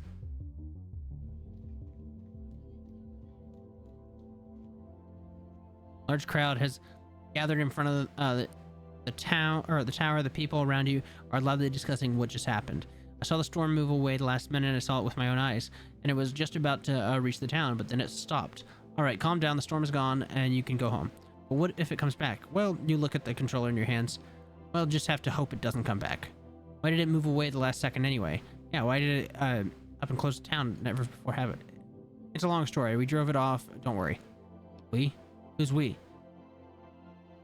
It was the young meteorologist. You put your hands on the young man's shoulder. Lindef, the young meteorologist, did an excellent job proving himself. He managed to neutralize the death storm at the very last second. The crowd starts cheering. Hooray for Lindef. What do you mean neutralize? That's not important. What's important is that you're not in danger right now. Now time for me to go. You look at the uncomprehending crowd before you jump and your eyes slide over to the people until they meet Lindef's looking straight at you. Are you... That he gestures at the controller, which you've already tucked under your arm, and you prepare to jump out of the book. Listen, kid. It's your moment of truth, Edwin. What moment of... I need it, you'll do fine without it. It's hard to explain, but I need it more. Are storms where you're from too? Definitely not like these. Then maybe you can leave it with us, that device? Since the next time a storm comes, we won't be able to... Sorry, I can't. This device is the only thing that's keeping me from something dear to me. You thump your chest with your fist. Oh. Alright. Lindef backs off defeatedly. Damn it. You look around at the uncomprehending crowd. The people have gone quiet as they listen to your conversation with Lindef. They got it some. Damn you, Roderick, it's not that simple. All you do is sit there in your pocket. It's nothing to you. As we start running through the crowd, you hear this snippets like insane and talking to himself. I can hand in this damn thing and get my shackles off. Do you understand how much this will change things? Do you understand how valuable it is to me? All the suffering I went through for this? Just look around. And you sigh, but decide to look around at the whispering crowd. Are these real people you see in front of you? Examine the people in the crowd. Some are whispering and watching your performance, but it seems as though everyone knows that something important is happening. Even the guards who practically cracked your skull earlier are standing off to the side and excitedly discussing something. Elderly men, women peer out from their windows, trying to see what's happening in the darkness. A mother leads her children home to the child, trips over a cable sticking out of the sand, and his mother quickly helps him up. They're people. Into Linda's hand. Another storm comes. Flip the switch first, then press that button right there. I'm not sure how the rest of it works. Lindef, who seems to have accepted that you're a crazy person who talks to himself, suddenly beams with joy. He gives you a hug with his free arm and feel the warmth in his touch. Lindef looks out at the people in the crowd. They still don't understand how the death storm, this odd device, and the man with the paper face are connected. Thank you, he whispers, looking you in the eyes once more. Alright, let's drop this sentiment. You look at the ground. Time for me to pay what's due. Farewell.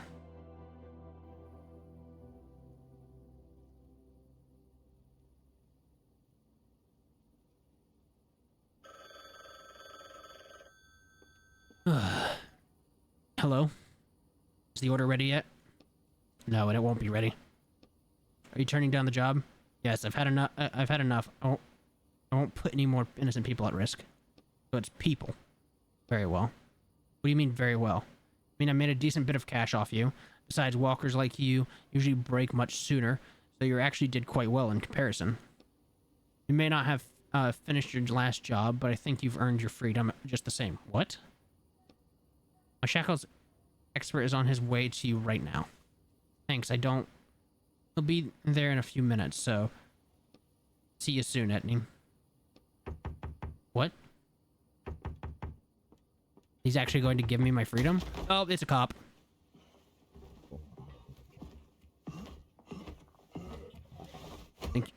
Okay, he's killing me.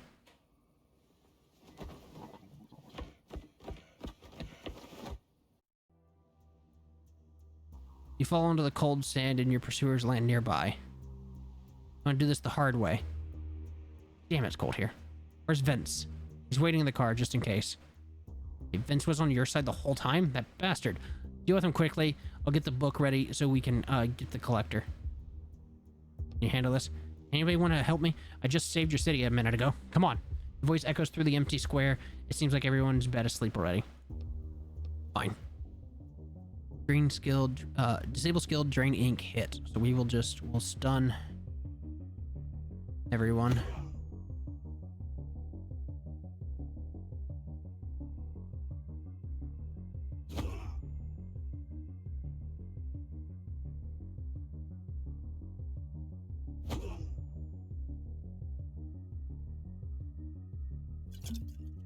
We're just gonna stun him to death. Fuck it. We'll use all of our...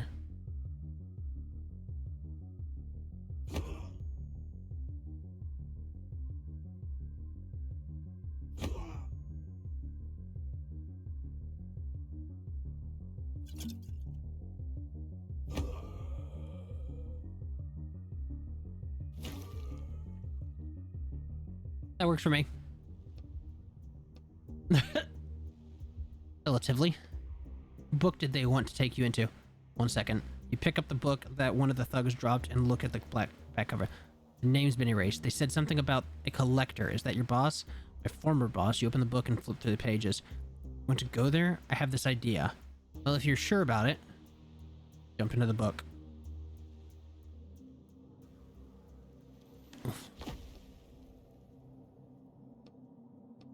Why? Everything's blurry and there's no color. Oh, our face is breaking down.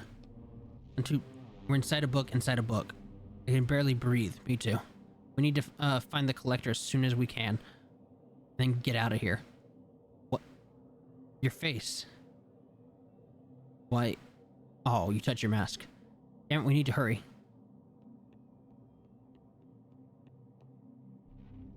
Notice some familiar looking briefcases. A tag is visible on them. Walker Reich A, Item X, Client HRMN Publishing. What are those? Briefcases for stolen items. Gives the collector his orders in briefcases like these. There are objects from other books inside. I think there's something that you could use in there. The first briefcase, an old rag doll inside the briefcase along with a set of rusty pins. Is that what I think it is? I don't know. What do you think it is? A voodoo doll? Even has pins. And the second briefcase, a leather-bound book lies on its velvet cushion inside the briefcase. Is there something written here? Al-Azif? There's something written here. Al-Azif.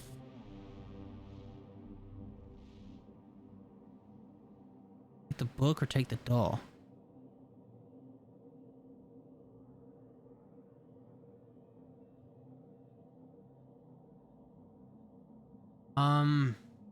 What are we thinking? Take the book or the doll? Voodoo doll or a book that...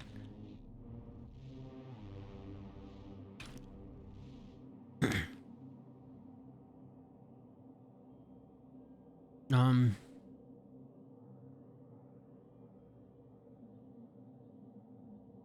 take the book. This will probably be a horrible idea. The briefcase and instinctively clutch it to your chest. You could swear you feel its leather binding through your coat. There's something else. Next to the briefcase is a bag stuffed to the brim with a note that attached says, "To be sorted." Open the bag. Inside, find a folded up cloak and an opaque glass capsule, a small wand, and an old broom.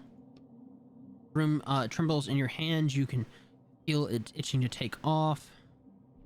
A flying broom. You find an unfolded cloak. You try and unfold the cloak. But as soon as your hand slips inside the cloak, disappears, so does your hand. Invisibility cloak.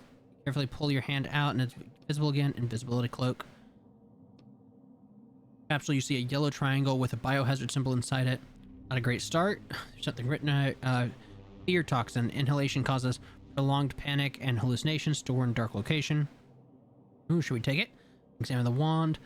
Tag on the wand says, polymorph wand. Transforms target into Ovis Ares. Ovis Ares sounds ominous. Just don't point it at yourself. Take everything. You hide the capsule and the wand in your pockets and throw the folded cloak on your shoulder and grab the broom. You're really kitted out. I hope I can use all this. Let's go find the collector. Wait.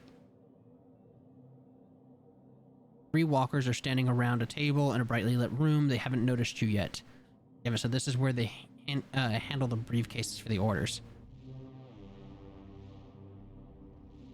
Invisibility cloak. You unfold the invisibility cloak and put it on. Like it's working. What next? Walk into the room. But why? What if there's something useful in there? You tiptoe into the room, walking around the table. Everybody freeze. Man stopped. There's someone here. Something just my leg. Find the spy. The walkers spring into action and start searching the room. You fall onto your back into surprise and the visibility cloak says, "Are you kidding me?" Fuck me. What do you do? Alright, time to figure out what you do. Okay, just does 3 damage to everybody and uses a bunch of my ink. Got it.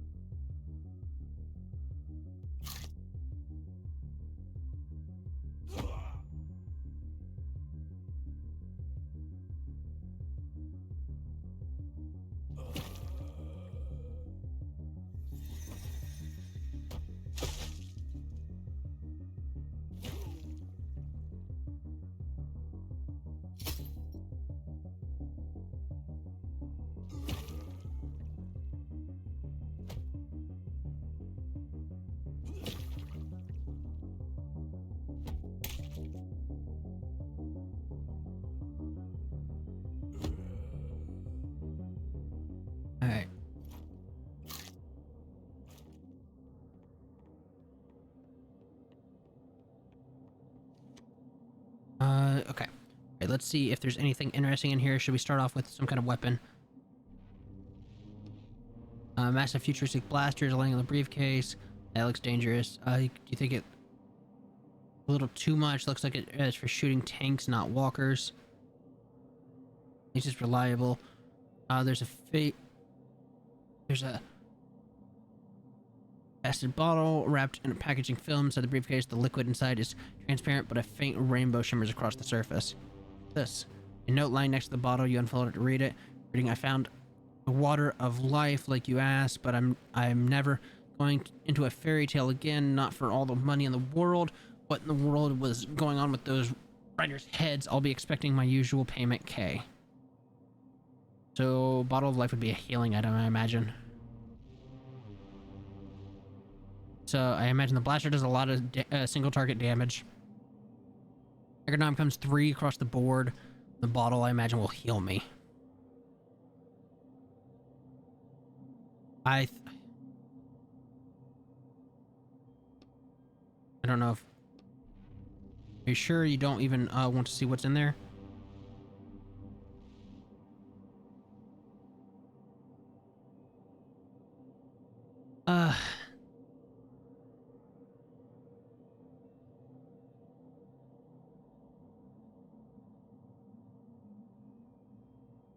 Fuck it, I'll take the bottle just because...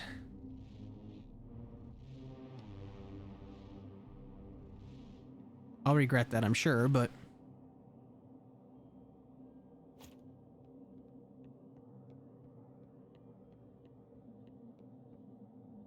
Two walkers standing in the passageway. They seem to be guarding another set of boxes. They're discussing something quietly, completely unaware of your presence. Try and sneak.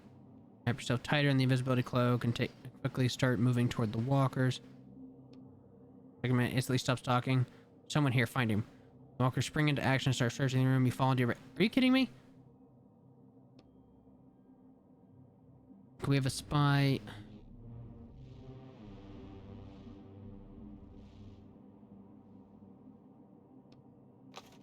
On your pocket and point at the walker.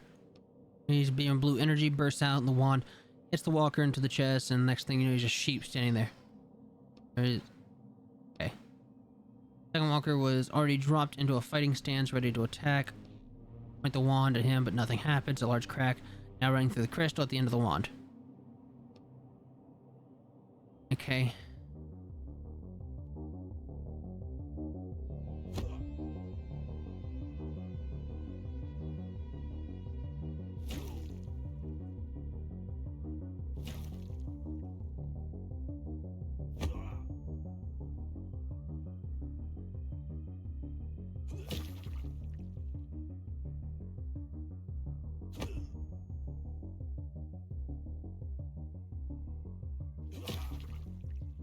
All right.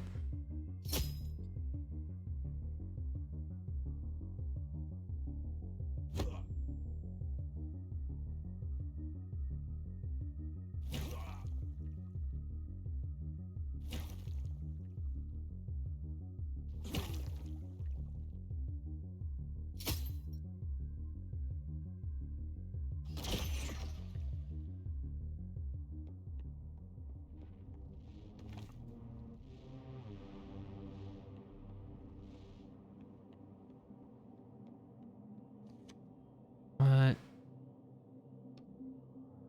Fabric inside the briefcase, sharp scythe that radiates coldness. So death is out there in some book without a scythe. There's a small box inside the briefcase surrounded by a flickering blue aura. This. You poke the box, uncertain with one finger, the blue field instantly surrounds you, making it tingle. Some kind of energy shield?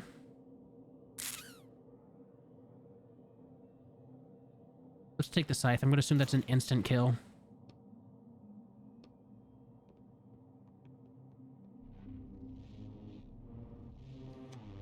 Rain is busy arranging books and probably won't notice an atomic bomb.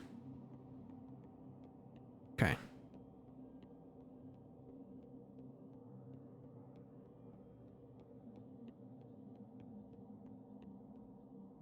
Guards notice you from far away and block your path. Over there, is there a problem?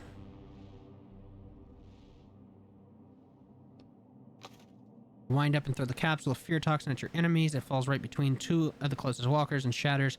The other men turn away and cover their faces. Stop, you see both men's eyes widen in horror. You're a monster. Help! Both walkers flee past in terror and keep their distance from you, and then disappearing into the darkness behind. Not bad. No time to relax. This fight's not over yet. The other walkers simultaneously drop into fighting stances.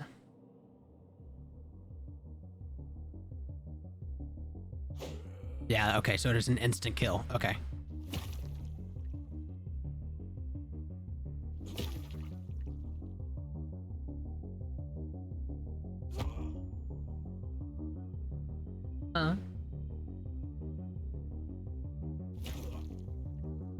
I'd like to.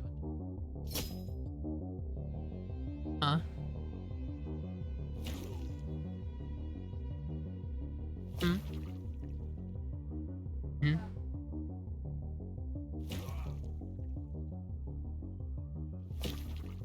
Fine.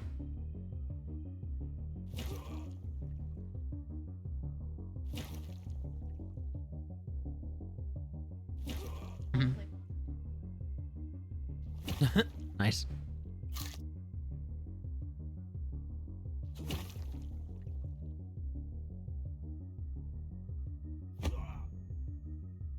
Ugh.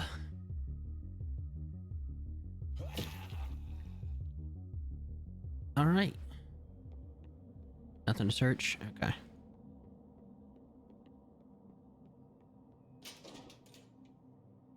All right, love you too, beautiful. What is all this? All right, I give up. Just don't hit me, he smirks. Take off my goddamn shackles, you grab by the throat.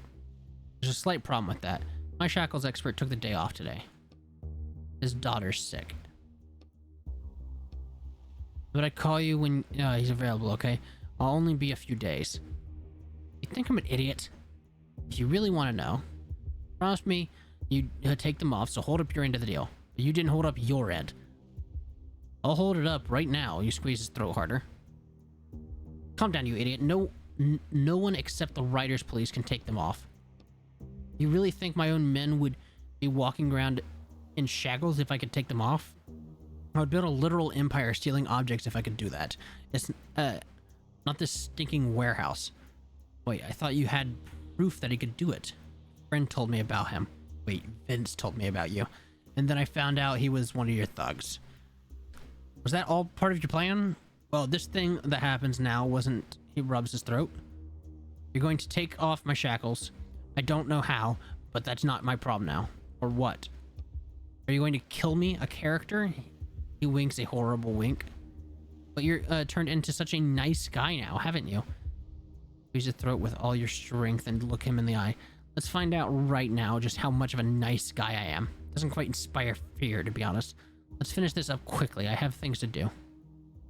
Important people will be here soon, and I'll be offloading a huge lot today.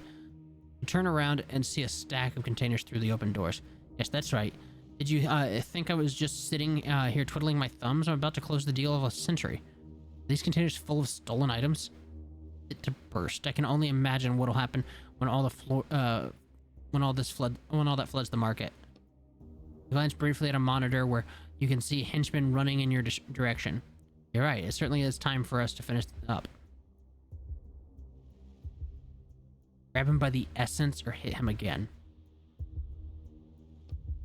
You put your hand deeper and try to touch the collector's neck, but the very essence inside. You feel a scrap of old paper. Your fingers run across the text written there in old ink many years ago. I can call the shackles expert. Let's say tomorrow, okay? That's the only time frame I can give you. We'll get your shackles off and we'll be set and you can write as much as you want.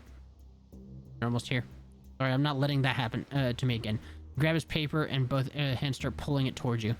What are you thinking, Edney? Don't worry, I've done this before. Oh no. You see the client slowly separating from the book environment, becoming something foreign. Aren't his henchmen going to come for us? They don't have a direct route to that book. Besides, they won't like what what's waiting for them there. You keep pulling the paper. It gets more and more difficult to pull. What's going on? Now is not the time to give up. No, I'm not giving up. This is as hard as I can pull. What now? They're right outside already. Now we add another force. You bend your knee, ready to jump upwards. You push off the ground. You hear an unbelievably loud crunching sound, so loud that it feels like the whole world must be able to hear it. With a ringing sound, the paper in your hand separates itself from the book and flies upwards with you.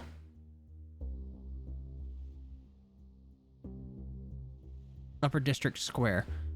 Damn it, I think I twisted my knee again. What on earth was that? Where the hell am I? What have you done? You'll find out soon enough. The collector suddenly jumps up and aims a gun at you. It's an antique decorated with a swirling pattern. Take me back. Hey, calm down. Just calm down. Etnine? Hand over the book. Where's my book? I'm afraid nothing could come of it. Hey, don't joke around with him. Thing is, I just did. They'll hear it. The things I just did, they'll hear it.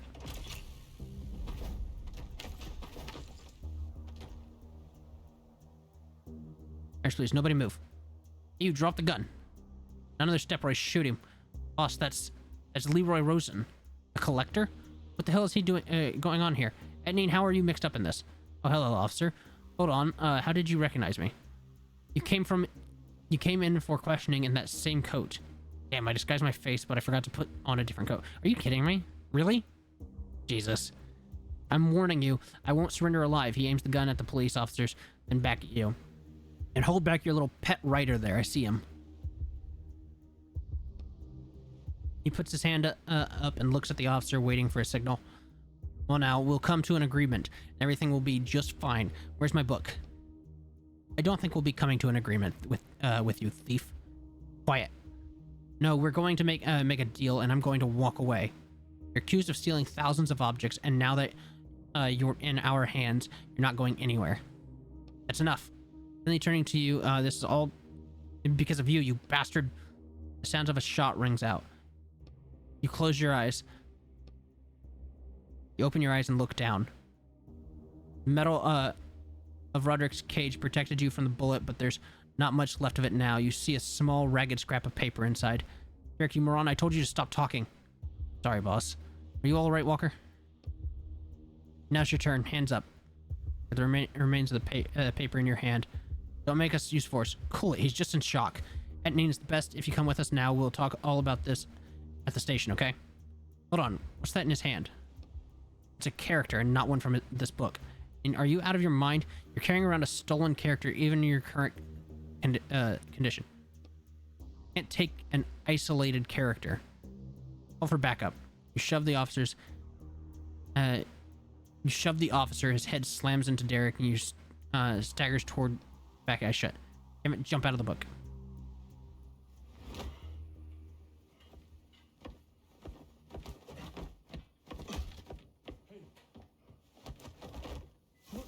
Oh, damn, Jesus. All right.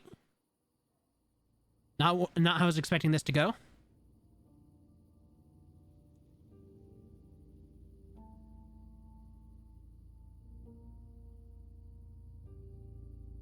Vampire like a zombie fight. Leo Roshan, also known as the Collector, was detained by the writer's police. He was later sentenced to execution by erasure. The entire network of writers who used his services to buy stolen items from books plagiarism. Oh, fuck, I missed it. Entenquist was detained 5 minutes after his escape. The unknown stolen character was not found on him. 28 years later.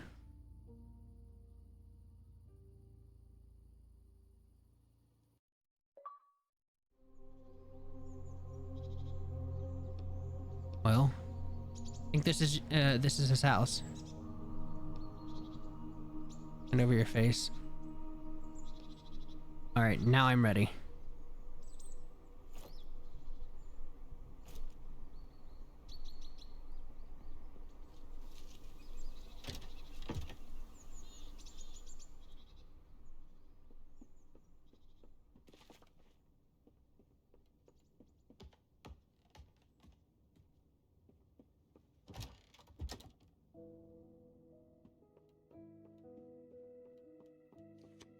Sir? How can I help you? My name is Etney. Waiting for you to continue. You probably don't remember me. We worked together a long time ago. I can't seem to recall. Are you sure you're in the right place? I'm sure. I'd even say we were partners. I don't... Just wanted to see how you're feeling. Looking around questioningly, I do believe I'm quite alright. I'd be worried about something? You remember your name? Of course. And where you live? Baker Street. Yeah, that's kind of what I thought. This is not Holmes, but Holmes's partner. Watson. That's good then. I had to make a few changes because of your injuries. Injuries, sir?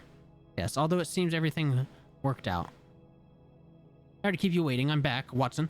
He nods to the man by the window. Holmes, and you, sir. He looks at you questioningly. I'm on my way out. Someone you know, Watson?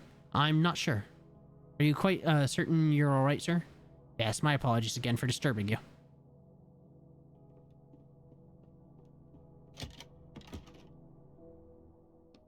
Well, time to head back. I'm glad you're doing well, friend.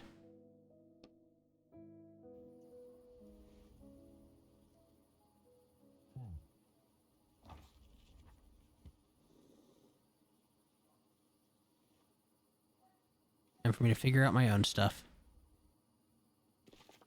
I had to revise so many books before I found the right one. Or revisit, sorry.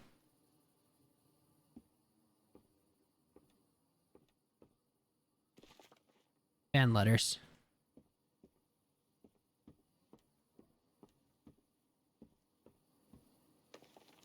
Congratulations on your return to the ranks of the writing professions.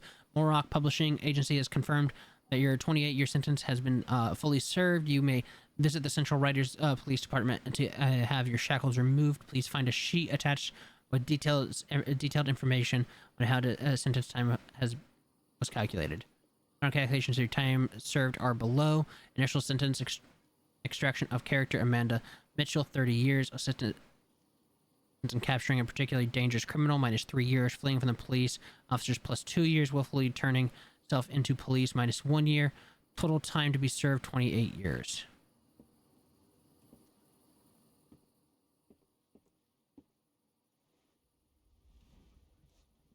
Hey Grim, I tried to get you rated earlier tonight, but they wanted someone who was playing DVD. Ah, that's fine. It happens. Don't worry about it. I appreciate the the thought. And then we begin writing. Complete the epilogue. Happily ever after.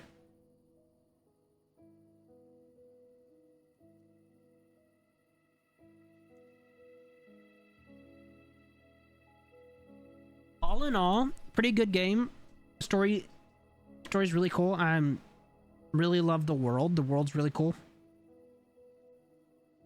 It's a world I could definitely see more stuff happening in very easily and explaining some things. Like there was some stuff that it touched on that it never explained, like the original authors or the original books that it talked about. Things like that. That'd be really interesting to hop on. I'd love to see another game that's like just set as you being one of the writing police and what that involves. It's a really cool game with a really cool world, and I love the going back and forth between the books and the real world to solve puzzles and stuff like that. It's really awesome. I'm curious, does it have multiple endings?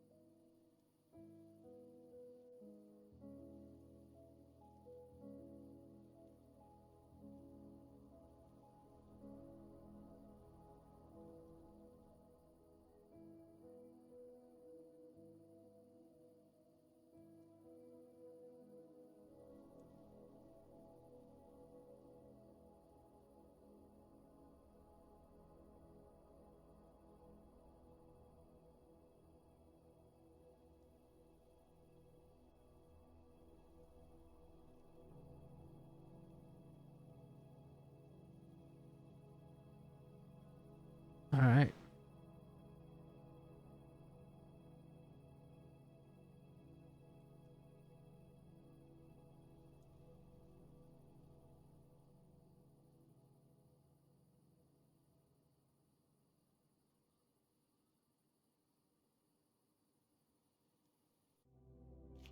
All right. Well, that was awesome. I loved it. It was a great time. There is only one ending, so there. I was checking that real quick to see if there was multiple endings, but no, there is only one ending. Your choices just determine how the puzzles and stuff like that play out. Between the books and what options you have. Like if you just because one of the very obvious ones I know was the wand. If you have the option very early to just not help anybody and just grab the wand right at the beginning, that ends that book. You can just do that. You get the wand and just leave. But that one was like the longest book because it decided to help everybody. But yeah, it was I wish I'd seen that last slide. I didn't see what happened to the writers. I assume that it means that they were all tracked down. But anyway, that was the Bookwalker. It was a great time. I loved playing it. I hope they do more in this universe because I would love to see more stories set in it. But let's go ahead and kill our recording.